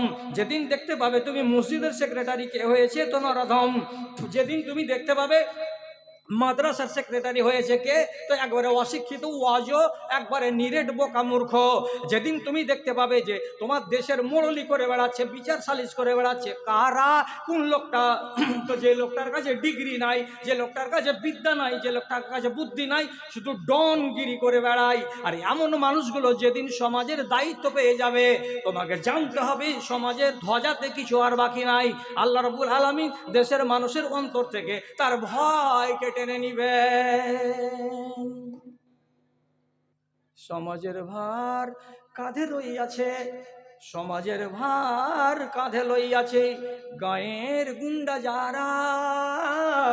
2 নম্বর যাদের জাত পরিচিতি, 1 নম্বর আজ তারা, 1 নম্বর আজ তারা। কোরআন হাদিস যত বসে করিয়াছে, কোরআন হাদিস যত বসে করিয়াছে, খোঁজ কাজীর লইল না। শত হাঁক দিলেও অচেতন জাতি, কেউ চেতন হইল না রে, কেউ চেতন হইল না। যেদিন দেখবেন এই হালাত, সেদিন বলবেন ভারত মরে গেছে। আর চিলিয়ে চেঁচিয়ে লাভ নাই। গাড়ি ওয়াজ শুনবেন, কিছুই ফল হবে না। পাপ করবে, খুশি মনে বাড়ি গিয়ে রাত কাটাবে, নির্দ্বিধায়, একবার অনুশোচনা করবে না। বাজারে যাবে, মিথ্যা কথা বলে হারাম মাল কামাই করে বাড়ি চলে আসবে, একবার ওর দিলটা কাঁপবে না। জি, পরিস্থিতিটা এরকম দাঁড়িয়ে যাবে। মানবতা বিলাপ করে কেঁদে কেঁদে কয়, মানবতা বিলাপ করে কেঁদে কেঁদে কয়, মানুষ যারা মরে গেছে এরা মানুষ নয় রে, এরা মানুষ নয়। মানব রূপে বেঁচে আছে অমানুষের দল, আর কতদিন থাকবি বসে ওরে নাদান বল। হাহাকারকে মুছে দিতে আমার সাথে চল, তোরা আমার সাথে চল। পানির দামে রক্ত বিকায় জ্ঞানীদের দেশে, পানির দামে রক্ত বিকায় জ্ঞানীদের দেশে। গরিবেরা ধনীরা সব ধনী হলো, গরিব চুষে চুষে রে, গরিব চুষে চুষে। চল দুনিয়াকে পাল্টে দিয়ে দেখাই বাহুর বল, সে ও দুনিয়াতে মানুষ হয়ে কেন এলি বল। দুর্নীতিতে ভরে যাবে জি দাদা, সুনীতি থাকবে না, একটা হাদিস বানা লোক থাকবে না। যেটা কাজ করবে এই যুগের লোক সেই যুগের লোক, সবটাই দেখবেন হাদিসের উল্টা। তাহলে জেনে নিতে হবে মানুষের অন্তরে আল্লাহর ভীতি নাই। বহু দেখতে যাবে, দেখার দিন 6টা ছেলে, পাক্কা নাজায়েজ কাজ। দেখার 3 দিন পরে বায়না করতে যাবে, বায়না করার কথা হাদিসে লেখা নাই। 1 মাস পরে বিয়ে নিয়ে যাবে, তো 14খান বোলেরো, 150টা বরযাত্রী, 30টা যুবতী বেটি ছেলে, একটাও হাদিসে নাই। বেটি ছেলেটাকে মোহর যতটি পারো দাও, যেটি পারবে না সেটা আগামী দিনে দিয়ে দিও, এটা হলো সুন্নাত। কিন্তু বেটা ছেলে বলছে আগে আমার মোহরটা দাও 2,80,000, তাহলে তোমার বেটিকে বিয়ে করবো না তো করবো না। এটা পাক্কা হারাম। শ্বশুরের বাড়ি খেয়ে আসবে 150 জন লোককে নিয়ে গিয়ে, ওটা হলো কাটবা, ওর মালের উপরে ময়া নাই। তারপরের দিন রান্নু চকে যেদিন ওর বাপের বাড়ি ভোজ হবে, তো 250 লোককে ভোজ খাইয়ে দেওয়ার পরে টেবিলে মুহরিল বসিয়ে ঘাড়ে মুসিনা গুইলা টাকা আদায় করবে, আমার বাপের ধানের দাম আছে। পাক্কা হারামি কাজ। বউ করে নিয়ে এসেছেন বাড়িতে, বউটা হলো আপনার বাড়ির আমানত, আমানতকে বউটাকে ঘরের চার দেওয়ারির মধ্যে রাখো, এর উপরে যেন মুচি ধুবি চামার ধোপা কামার কারোর নজর যেন না পড়ে। আপনি বউ করে নিয়ে এসেছেন, সকালবেলায় বাহির বারান্দাতে বসিয়ে রেখেছেন, 1.5 ভরি হার দিয়েছি, হারের লকেটখানা বউটার এই বুকের মাঝখান পর্যন্ত ঝুলছে। শাশুড়ি এসে কয়েছে, রহিমাকে এখানকার কাপড়খান একটু হটিয়ে থো, হারখান যেন গোটাই দেখা যায়। এত দূর পর্যন্ত হার দেখাবার জন্য বৌমা বুক খুলে বসে আছে। মুসলমানের বাড়িতে মুসলমানের বেটিরা ওড়নি মাথায় দেয় না, একটা পেতনি লাল কাপড় মাথায় দিয়ে আছে, ওকে বলছে চুন্নি। চুন্নি না কি কয়েছে? হ্যাঁ কি কয়? চুন্নি। যে চুন্নির মাথায় চুন্নি মাথায় দেওয়া আছে, কিন্তু ধর্মের চোর কাজে এই চুন্নি মাথায় দিয়ে রেখেছে। আর আপনার আর আমার মতো দুটা ভালো মানুষ এসে যে দেখবে, দেখা দুয়া দিবে, ও দুয়া দেওয়ার কেউ নাই। চোখ দিয়ে দেখে নিল কত বড় ব্লাউজের গলা, চোখ দিয়ে দেখে দিল ব্লাউজ 16 ইঞ্চি ঝুল না 8 ইঞ্চি ঝুল, মেয়েটার গলা টলা দেখে নিল, যেগুলো দেখা সম্পূর্ণ হারাম। 200টা টাকা দিল, বাইরে এসে গল্প করে করে বলছে, মহিউদ্দিন ছেলেটা হুঁচলা, কিন্তু বহুটা খুব সুন্দর পেয়েছে, ভালো দোয়া দিয়েছিলাম। একটা এগুলো জায়েজ আছে? একটা একটা একটাও জায়েজ নাই। রসুল কি বলছেন? ইন্না আজমান নিকাহে বারাকাতান আইসারহু মাউনা। তোমার বিয়েতে যত কম খরচ করবে, যত কম খরচ করবে তত বরকত দেওয়া হবে, তত বরকত দেওয়া হবে। এবার আপনি বলবেন, বলি সাহেব তোমাদের কমন সেন্স কম হয়তো, 4 তলা বাড়ি আমার, কোটি কোটি টাকার কারবার, তা আমি কম খরচ করব শুধু বরকত নেওয়ার জন্য? জি না, আপনাকে বলিনি। আপনাকে আল্লাহ তাআলা যতটি আওকত দিয়েছে সে অনুযায়ী করুন, গুনাহগার হবেন না। আর যে ছেলেটা মাঠে হাঁকতে গেলে ওর গুহে মাসি বসে না, ও যদি কহে 12 খান বোলেরো কার নিয়ে যাবো, ওর কপালে জুতো মারেন। কোনটা ছেলে বর্তমান জামানাতে প্যান্ডেল না বানিয়ে আর রাতের বেলায় ডিজে না বাজিয়ে 12 খানা বোলেরো নিয়ে আর 1 খানা বোলেরোকে ফুল দিয়ে সাজিয়ে বিয়ে করতে যায়? একটা হাত তুলে বলো তো আমি বিয়ে করেছি এরকম করে। আচ্ছা, একটাও পাওয়া যাবে না। কেউ এরকম করে বিয়ে করেন না। কেন? আওকতের বাহির খরচ করবে, রসুল যেটা বলেছেন সেটা মানবে না। তো না মানবা তো কি করব আমি? কেন মানো না জি? না মানার কারণ হলো যে ভিতরে আল্লাহর দেওয়া ওই ভয়টা নেই, হাদিস মানার মানসিকতা নেই, কোরআন মানার মানসিকতা নেই। আমরা এমন যুগে এখন পা দিয়েছি, সহি কথা বলছি, মানো তো মানো, না তো পা দিয়ে সানো। হযরত আলী বিয়ে করেছিলেন মসজিদের ভিতরে, লোক ছিল মোট 4টা। রসুল ছিলেন, আলী ছিল, হযরত আবু বকর সিদ্দিক ছিলেন, হযরত উমর ফারুক ছিলেন, আর রাসূলুল্লাহর গোলাম। 5টা মানুষের ভেতরে একটা মেয়ের বাবা আর একটা জামাই, বাঁচলো কয়টা? তো 3টা লোকের মওজুদগিতে বিয়ে হলো কার? তো ফাতেমার। ফাতেমা কেমন দরের মেয়ে ছিল? তো রাসূলুল্লাহ বলেছেন জান্নাতি মহিলাদের ভেতরে আমার বেটি ফাতেমা হলো সমগ্র জান্নাতি মেয়েদের নেত্রী বা সরদারনি। তো জান্নাতি মেয়েদের যেই মহিলা নেত্রী, সেই মহিলার বিয়েতে বরযাত্রী কয়টা? 3টা। আর আপনার বেটা দিল্লিতে পাইলিং এর কাজ করে, তার বরযাত্রী কয়টা? তো 100টা। আল্লাহর কসম, বরযাত্রী হাদিসে নাই, হাদিসে নাই। যতদিন পর্যন্ত এটা বন্ধ না হবে ততদিন পর্যন্ত আপনি হাদিসকে বুড়ো আঙুল দেখাতেই থাকলেন, আপনার সংসারে বরকত হবে না, আপনার দিন বৃদ্ধি পাবে না। রাবিয়া বাসারি এমন একজন লোক, সে বলছে, রসুল বলছেন বিয়ে করবে না? করব। আমি গরিব মানুষকে বেটি দিবে। আবার আরেকদিন তখন রসুল বলছেন বিয়ে করবা রাবিয়া? করব। কোথায় বিয়ে হবে? আমি তো গরিব মানুষ। রাসূলুল্লাহ বলছেন আমি যেভাবে বলছি সেভাবে কাজ করো। এখান থেকে হাঁটতে হাঁটতে আনসারীদের পাড়া উত্তর দিকে চলে যাও, অমুক লোকটাকে যাও, আর যাওয়ার পরে সালাম দাও, আর সালাম দেওয়ার পরে বলো আমাকে রাসূলুল্লাহ পাঠিয়েছেন আপনার মেয়ের সঙ্গে আমার বিয়ে পড়িয়ে দিতে। এই মাইকের পাওয়ারও তো বাড়ায় না, হ্যাঁ হ্যাঁ করা মাইক ভালো লাগে না আমাকে। যে বলছে আসসালামু আলাইকুম, আমাকে রাসূলুল্লাহ পাঠালেন। কেন রে বাবা? বলছে আপনার মেয়েটার সঙ্গে আমার বিয়ে পড়িয়ে দিতে বললো। লোকটা বলছে রসুল বললেন হ্যাঁ। বড় ভাইকে ডাকছে, আমজাদ ভাই একটু বলতে আসিও তো। ভাতিজাকে ডাকছে, শোয়েবুর একটু ঈদ গায়ে তো বাজি। বাড়ির দু তিনটা লোককে গলতে বসে, ছেলেটার সামনে বসে আছে, আর কোনো খুদবা নাই, কোনো মোহরও নাই, কোনো বরযাত্রী নাই, কোনো মোড়ল নাই, কোনো সর্দারও নাই, 600টা পানও নাই, 3 কেজি বাতাসাও নাই, 500 গ্রাম সুপারিও নাই, 3খান জনকপুরি খড়ও নাই। এখানে বসলো। বেটির বাবা বলে যে এই ছেলেটার সঙ্গে আমি আমার বেটি রোজিনার বিয়ে পড়িয়ে দিলাম। বিয়ে হল।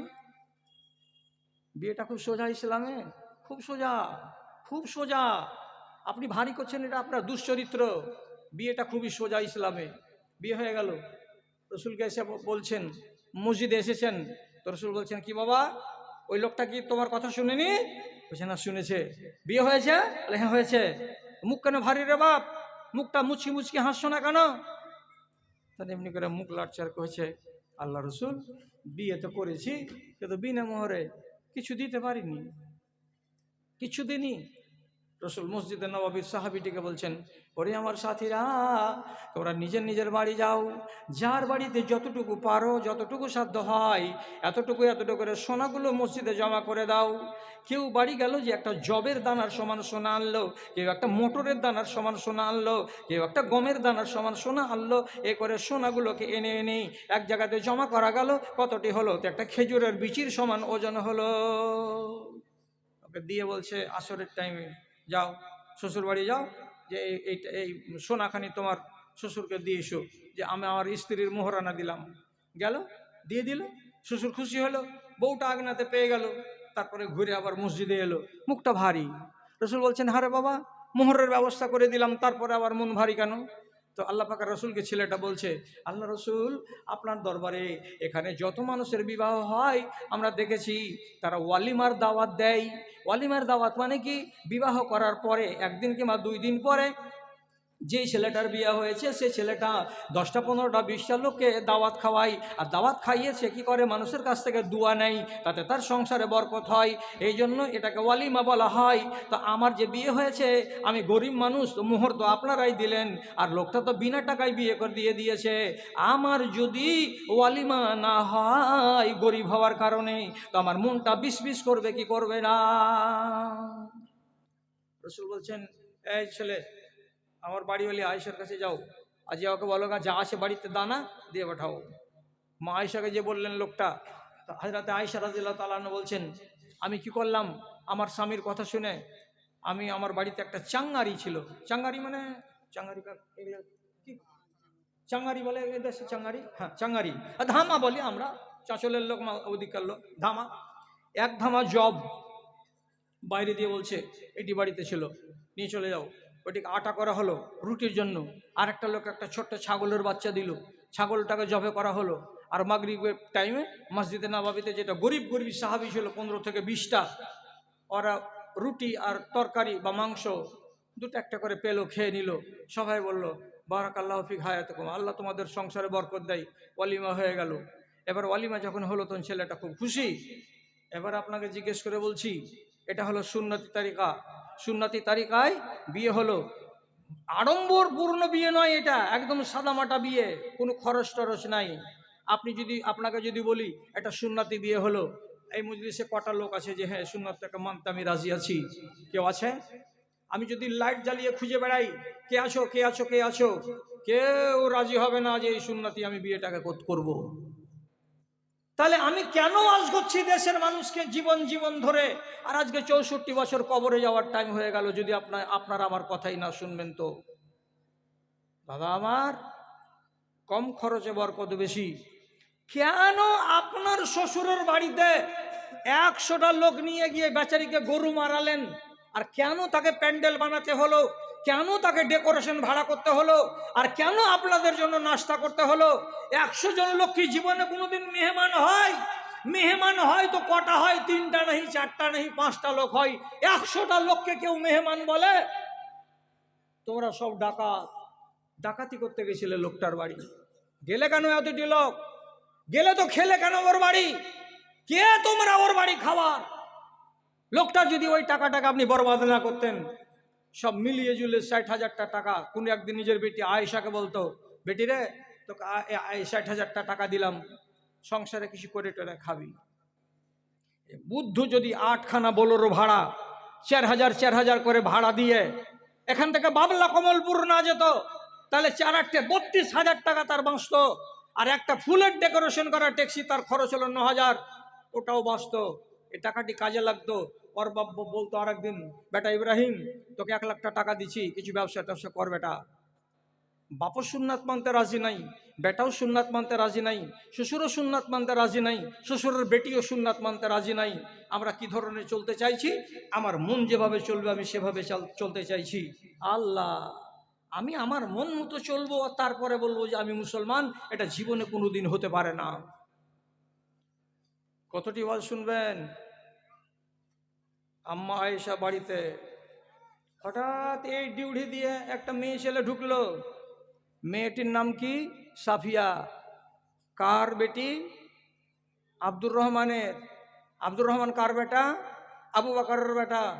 তাহলে আবু বকরের পতিন আর আয়েশা রাদিয়াল্লাহু তাআলা আনহার ভাতিজি ফুফুর বাড়ি বেড়াতে এলো। মাথাতে কাপড় কেমন? আম্মা আয়েশা বর্ণনা করছেন, সহি হাদিস, একটুকাও জাল নয়, সবখানি সহি বলছি। কি? ওয়ালাইহা খিমারুন রাকিকুন ইয়াশফু দুনাহা। ভাতিজির মাথাতে একটা ওড়নি আছে, ওড়নিটা এত পাতল, এত পাতল, এত পাতল যে ওড়নি দিয়ে তার নিজের ভাতিজির ঘাড় দেখা যাচ্ছে, গলা দেখা যাচ্ছে, এত পাতল ওড়নি চাপিয়ে আছে। আম্মা আয়েশা জোর করে রেখে বলছেন, শুনে এখানে, এদিকে আয়। ভাতিজি থরথর করে কাঁপতে কাঁপতে ফুফুর সামনে খাড়া হয়েছে। ফাখাযাতহা ফাশাক্কাতহা। আম্মা আয়েশা করলেন কি? ভাতিজির মাথা থেকে পাতল ওড়নিটাকে টেনে নামিয়ে দিলেন, আর দেওয়ার পরে তাকে 2 টুকরো করে ফেড়ে দিলেন। আর দেওয়ার পরে বলছেন, এই ওড়নিটা জীবনে যেন তোর মাথায় দেখতে না পাই, আমি ফেড়ে 2 টুকরো করে দিয়েছি। বাড়ি গিয়ে এটাকে সেলাই করে নিয়ে এটাকে ল্যাপের খোল বানিয়ে নিবে, তাও কাজ দেবে। কিন্তু তোমার মতো একটা যুবতী বেটি ছেলের মাথায় এই রকম পাতলা ওড়না চলবে না, জীবনে যেন দেখতে না পাই। এ কথাটা বলে আম্মা আয়েশা নিজের ঘরের ভেতর থেকে আর একখানা ওড়না নিয়ে আসলেন। যে ওড়নাটা ছিল গপস এবং মোটা, মোটা ওড়নাটা নিজের ভাতিজির মাথায় চাপিয়ে দিলেন। দেওয়ার পরে বলছেন, এই ওড়নাটা পরেই তুমি বাইরে যাবে, আর এই ওড়নাটা পরেই তুমি তোমার কাজের জন্য আসবে। এছাড়া তোমার কাঁধে যেন জীবনে কোনোদিন পাতল ওড়না দেখতে না পাই। কেন রে ভাতিজি, কেন রে, কেন রে? এই জন্য করলাম রে ভাতিজি, একটা নারী যদি জান্নাতে যেতে চায় তো তার 1 নম্বর শর্ত হলো কি? তাকে পরেশগার হওয়ার জন্য শর্ত হলো কি? তো তাকে পর্দানাসীন হতে হবে। নারী যদি পর্দানাসীন না হয়, না হয়, না হয়, তাহলে তার নামাজও কাম দেবে না, তার রোজাও কাম দেবে না, তার কোনোই ইবাদত কাম দেবে না। এই জন্য নবীজি কড়া করে হাদিসে বলেছেন, কোনো রমণী যদি পর্দা না করে আর কোনো রমণী যদি পাতল কাপড় পরে পরে চলে, তাহলে এই রমণী আল্লাহর জান্নাত তো যাবেই না, আল্লাহর জান্নাতের সেন্টও পাবে না। কত দূর থেকে? তো 40 বছরের রাস্তা থেকে। নমাজ পড়লাম, পর্দা করলাম না, জান্নাত হাতছাড়া।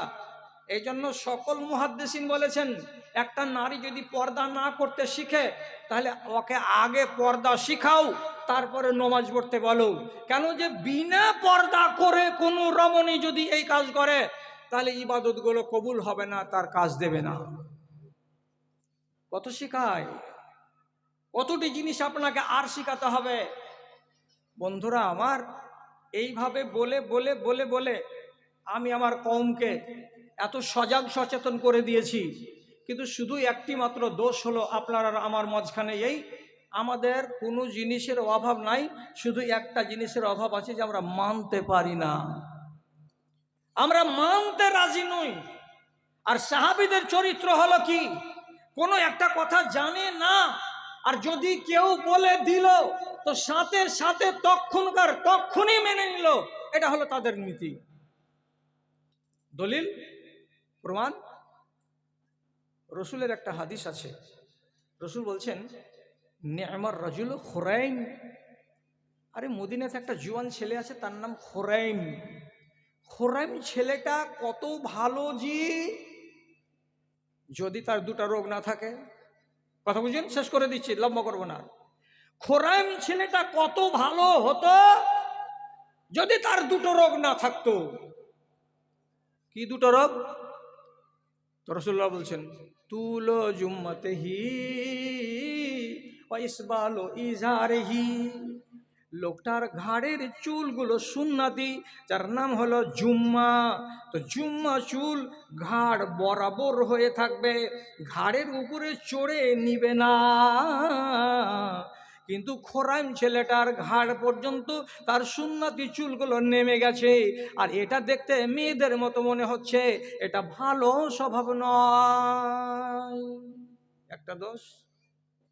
2 নম্বর, যদি খোরাইম ছেলেটার পায়জামাটার ঝুল 2 ইঞ্চি কমিয়ে দিত আর গোড়ালির উপরে করে নিত, আর তার ফুল প্যান্টটা যদি গোড়ালি পর্যন্ত ঝুলে না থাকতো, তাকে যদি 1.5 ইঞ্চি উপরে উঠিয়ে গোড়ালির বরাবর করে দিত বা তার থেকে 1 আঙুল উপরে করে দিত, তাহলে এই ছেলেটা কত ভালো হতো, কত ভালো হতো। ভালো হতে বাধা কয়টা? 2টা। ভালো হতে বাধা কয়টা? তো 2টা। ঘাড়ে চুল চড়ে গেছে বড় হয়ে, আর লুঙ্গি বা পাজামা গোড়ালির নিচে নেমে গেছে। এই 2টা স্বভাব যদি ছেড়ে দেয়, তাহলে পরে ছেলেটা কত ভালো।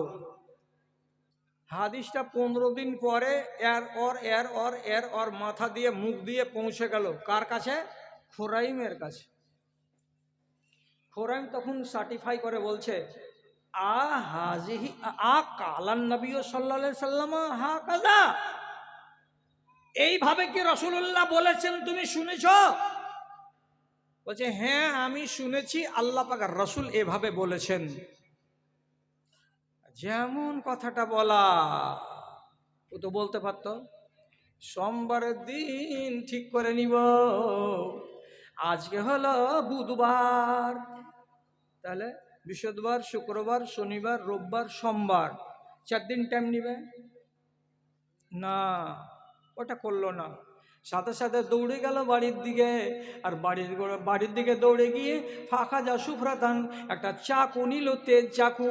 পরকে না ডেকে নিজে নিজেই ঘাড়ের চুলগুলোকে কেটে ছোট করে নিল, আর তারপরে নিজের পায়জামাটাকে খুললো, আর খোলার পরে তাকে 2 ইঞ্চি কেটে নিল, আর নেওয়ার পরে তাকে গোড়ালির উপরে উঠিয়ে দিল।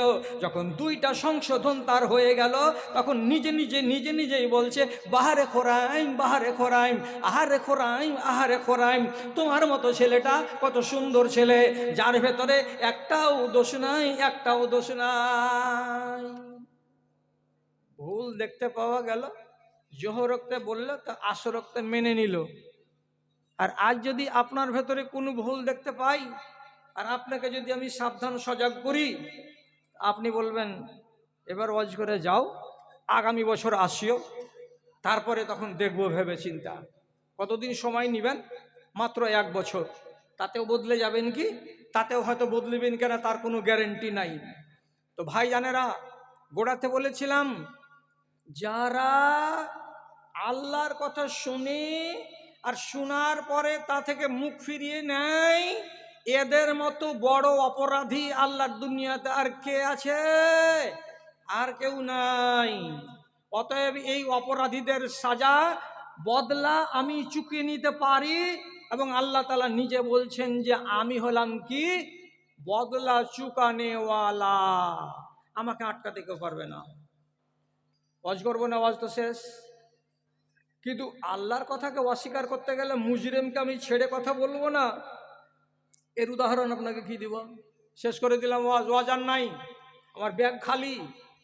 1 নম্বর, ফেরাউনকে বলেছিল তার বিবি, সব কথা বলো কিন্তু নিজেকে আল্লাহ বলিও না, সব কথা বলো কিন্তু নিজেকে আল্লাহ বলিও না, এটা আল্লাহ তাআলা মাফ করবে না। দেশের মানুষও বলেছিল, কিন্তু সে কাউরি কথা শুনেনি, নিজেকে আল্লাহ বলেছিল। তা আল্লাহ বলার কালে এইভাবে যখন শেষ পর্যন্ত নবী মুসাকে ধাওয়া করে নীল নদীর ওপার যাচ্ছিল, তা আল্লাহ রাস্তা বানিয়েছিলেন নীল নদীতে কার জন্য? তো মুসার জন্য। আর ওই রাস্তাতে নেমে গেল মিলিটারিদেরকে নিয়ে, আর নামার আগে দুয়ারে দাঁড়িয়ে, গেটের কাছে দাঁড়িয়ে বলছে, এই মিশরের লোকেরা, তোরা তো ফেরাউনকে আজ পর্যন্ত চিনতে পারলি না, দেখ নীল নদী ফেরাউনকে আল্লাহ বলে মানে কে মানে না, রাস্তা তৈরি হয়ে আছে রে।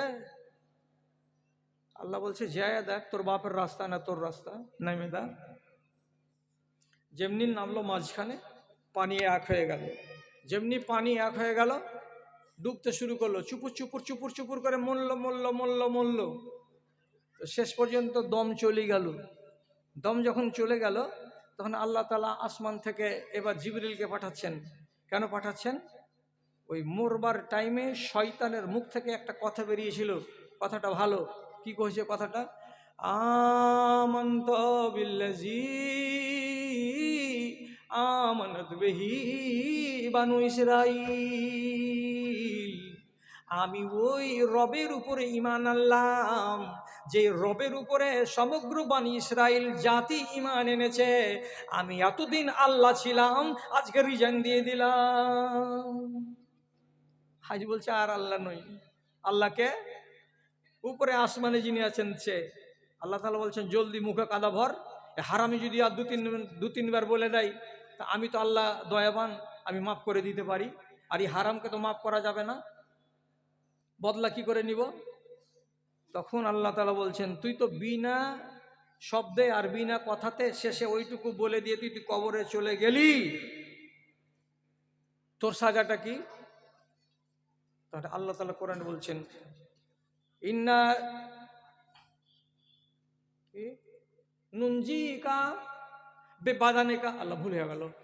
আল্লাহ তাআলা বলছেন এ ফেরাউন, তোর মতো জল্লাদকে আমি মাটির উপরে হারাম করেছি, তোকে খাবে না।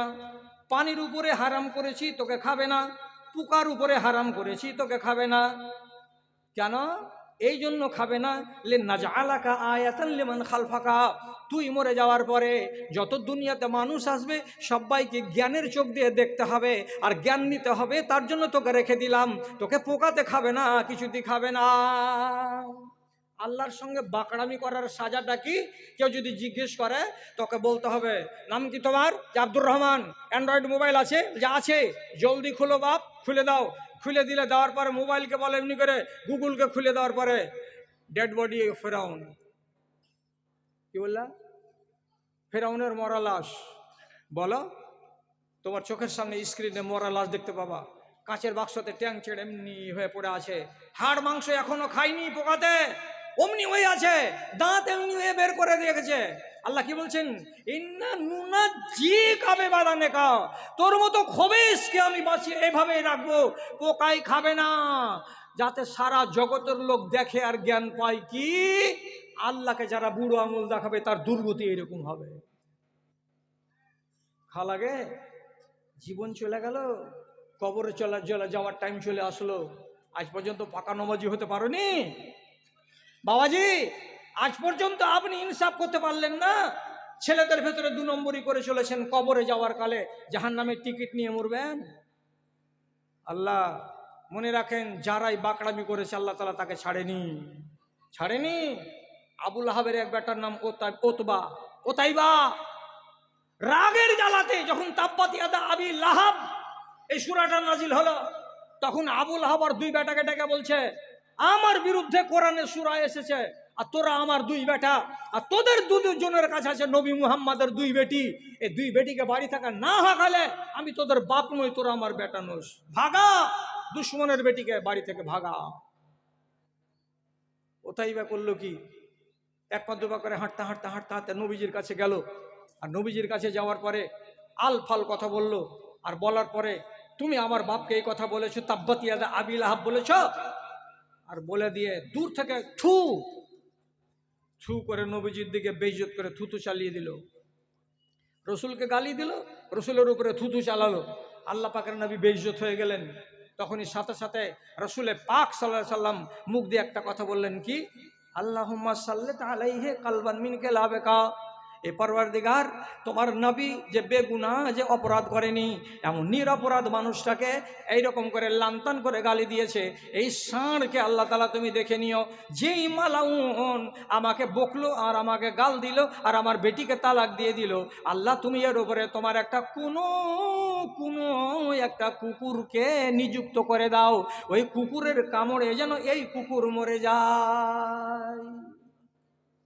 শুনতে পেলেন? এইবার 3 মাস পরে ব্যবসা করতে বাহির হয়েছে।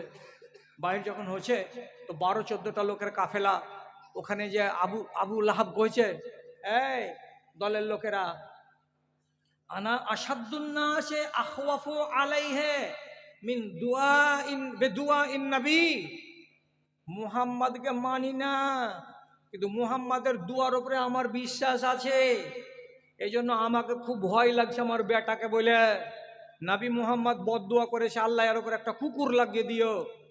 এই জন্য বলছি বাপজিরা, তোমরা বিদেশে যাইছো তো যেতে গেলে আমার বেটাকে জীবনে কোনোদিন যাওয়া পর্যন্ত আর বাড়ি আসা পর্যন্ত কিনারাতে ঘুমাতে দিও না, তোমরা চারিদিকে ঘুমাবে আর আমার বেটাকে মাঝখানে করবে। হতে পারে নবী মুহাম্মাদের দোয়া কবুল, আমার ছেলেকে কুকুরে কামড়াবে, জীবন চলে যাবে। ঠিক আছে চাচা। চলে গেল জোগাতে জোগাতে জোগাতে জোগাতে সিরিয়ার প্রান্তে গিয়ে এক জায়গায় রাতের বেলায় ঘুমিয়েছে, চারিদিকে 15টা সাথী আর বাক্স আর পেঁটরা, তার ভেতরে শুয়ে আছে কে? এই জল্লাদ। রাত 12টার সময় একটা বাঘ এলো, নেকড়ে বাঘ, একে শুঙে দেখে আর দেখার পরে বললে এটা আসামি নয়, আর একটাকে শুকে দেখে এটা আসামি নয়। 1 2 3 4 5 6 7 8 করে লোকগুলোকে শুকে শুকে শুকে শুকে দেখলো, কোনোটার সঙ্গে মিলে না। বাঘ বলছে এখানে আসামি আছে তো, আছে তো কোথায়? হঠাৎ করে পেঁটরার দিকে যদি দেখছে, বাক্সের দিকে যদি দেখছে তো ছোট ছোট পাগুলো লুকিয়ে লুকিয়ে দেখা যাচ্ছে চাদরের তলা দিয়ে। 1 পা 2 পা করে বাঘ ওখানে গেল, আর যাওয়ার পরে নাক লাগিয়ে যেমনি শুকে দেখা মাত্র মুখটা ঝুঁকিয়ে বলছে আসামি পাওয়া গেছে। ওইখানে কামড়িয়ে আর ঘাড়ের লতাকে ছিঁড়ে রক্তে লহুলাহান করে বাঘ চলে গেল জঙ্গলে। আবুল লাহাবের বেটা সিরিয়ার মাটিতে কুকুরের মৌত মরে গেল। দিয়ে কাফেলা বাড়ি ফিরে এলো, জিজ্ঞেস করছে আমার বেটা কই? তোমার বেটাকে রাতের বেলায় জঙ্গলের জানোয়ারে কামড়ে লহুলাহান করে মেরে ফেলে দিয়েছে। তখন চুলকায় ছাড় বলছে আমার বেটার নবী মুহাম্মদের সাথে বাকড়ামি করাটা ঠিক হয়নি, এই জন্য নবী মুহাম্মদের যে গালটা তাকে হাড়ে হাড়ে লেগে গেছে। যারাই বাকড়ামি করবে তাকে আল্লাহ তাআলা ছেড়ে কথা বলবেন না। আমি আর আপনি যদি বাকড়ামি করি, হতে পারে বড় কোনো রোগে পড়ব। আমি আর আপনি যদি আল্লাহর বিরুদ্ধাচরণ করি তো হতে পারে মরবার কালে আমার মুখ দিয়ে কলমা বের হবে না।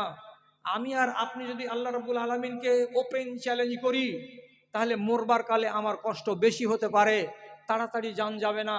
সকালবেলা থেকে লোক বলছে ফুরিয়ে গেল, কিন্তু আপনি ফুরিয়ে যাচ্ছেন না। বেলা কেটে যাচ্ছে, রাত কেটে যাচ্ছে, নিঃশ্বাস উঠছে না, খালি মরার বাকি আর দেহটা শান্ত হওয়াতে বাকি, কিন্তু মানুষের অপেক্ষার শেষ নেই আর আপনার জানটা যাবে না। কত রকমের যে আযাব আল্লাহ রাব্বুল আলামিন দুনিয়াতে রেখেছেন, আর সেইগুলো আযাবের মুখামুখি করে আল্লাহ তাআলা বলছেন আমি অনেকটা মানুষের দুনিয়াতে বদলা চুকিয়ে নি। কেন? যে আমি হলাম এমন জাতের জাত, আমি বদলা চুকাতে অত্যন্ত শক্তিশালী। আমি কাউকে ডাকি না, আমি কাউরি পরোয়া করি না, আমার ইচ্ছা হলেই আমি বদলা চুকিয়ে নিই। আল্লাহর কাছে দোয়া করব, যতটি আমার খালা এখানে বসে আছেন প্রথমে, আর আমার ভাইয়েরা আর আমার বাপেরা, প্রথমে আপনারা মুহসিন মুসলমান হয়ে মরেন। মুহসিন মানে কি? নফল নমাজও পড়েন, ফরজটাও পড়েন, রোজা ফরজটাও করেন, তার সাথে সাথে যদি পারেন তো নফল রোজাও করেন। কেন? যে জান্নাতে একটা গেট আছে, গেটটার নাম হলো রাইয়ান। রাইয়ান গেট দিয়ে ওরাই ঢুকতে পাবে যারা রোজা পালন করে মরবে। রোজা কয়টা করেছেন বাপ? শুধু রমজান, আর কোনো রোজা করেননি? আমার এখানকার খালাগুলোকে জিজ্ঞেস করেন, ওরা নফল রোজা করে। খালা কয়টা রোজা করো তোমরা নফল? তো কইছে আশুরার একবার করি 2টা, আর আরাফার রোজা করি 1টা। আর কোনো রোজা করো রে বাপ মা? আরো সুন্নাত আছে, নফল রোজা আছে। বারবার না পারলে জীবনে একবার করো। সেটা হলো কি? শাওয়াল মাসের 6টি রোজা। আর একটি রোজা আছে প্রতি সোমবার আর প্রতি বৃহস্পতিবার। আর একটি রোজা আছে, সে রোজাটি হলো কি? প্রত্যেক চাঁদের 13 আর 14 আর 15। এক এক রোজার এক এক নাম, এক এক ফজিলত।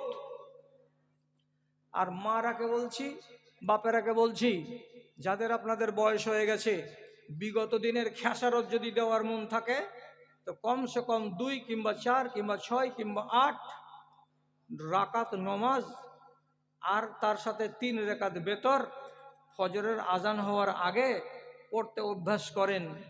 যে ব্যক্তি এই নমাজ পড়বে সেই ব্যক্তির গায়ে গুনাহার বাস একটুকু থাকবে না, আল্লাহ সব মাফ করে দেবেন ওই মানুষটাকে। কেন? তো ওই রাতের নমাজটাকে বলা হয় তাহাজ্জুদের নমাজ। যে মানুষ তাহাজ্জুদের নমাজ পড়ার জন্য উঠে তাকে কয়েকটা নিয়ম পালন করতে হয়। উজু করবে, আর উজু করার পরে মুখটাকে উপর দিকে করে আলে ইমরান সূরার শেষকার 15টা আয়াত পড়তে হয়।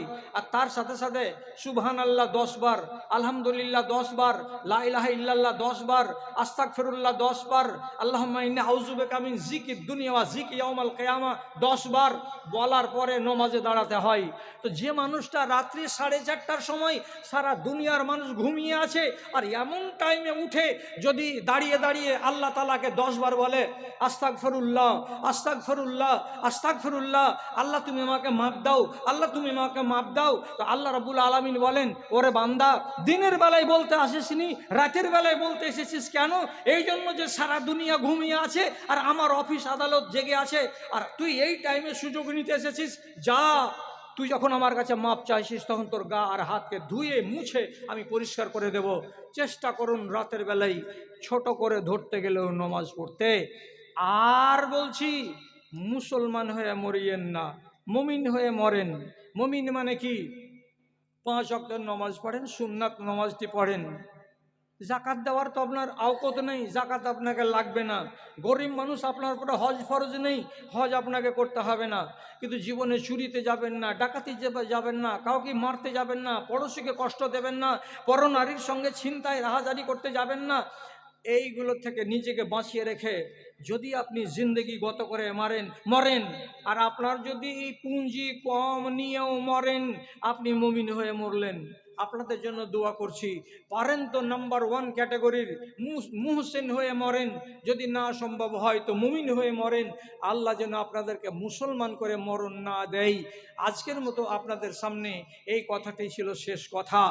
আর এরপরে আমার আর বক্তব্য নেই। আমি টানা 5 দিন জালসা করে আজকের দিনটা রেখেছিলাম আরামের জন্য। আমার ভাই মাওলানা মনিরুদ্দিন সাহেব বলছে, মাওলানা আমাদের ইজ্জতটা রাখেন, একটাও মাওলানা পাওয়া যায় না, আরামটাকে একটু হারাম করেন। আপনাকে রাত 12টার আগে ছুটি দিয়ে দেবো, বাড়ি গিয়ে আরাম করবেন। বকতে কয়টাতে শুরু করেছি, ঘড়ি বলছে 4 মিনিট কম 12টা। ঘড়ি বলার আগে আমি বুঝতে পারছি যে আমার 12টা বেজে গেছে। তা আপনাকে আর জ্বালাবো না, যতটি কথা বলার ছিল আমি বলে দিলাম। আগামী দিনে যদি বাঁচি তো যেটি কথা বাকি থেকে গেল আপনি আমাকে স্মরণ করাবেন, আমি আপনার জন্য সে কথাগুলো বলবো।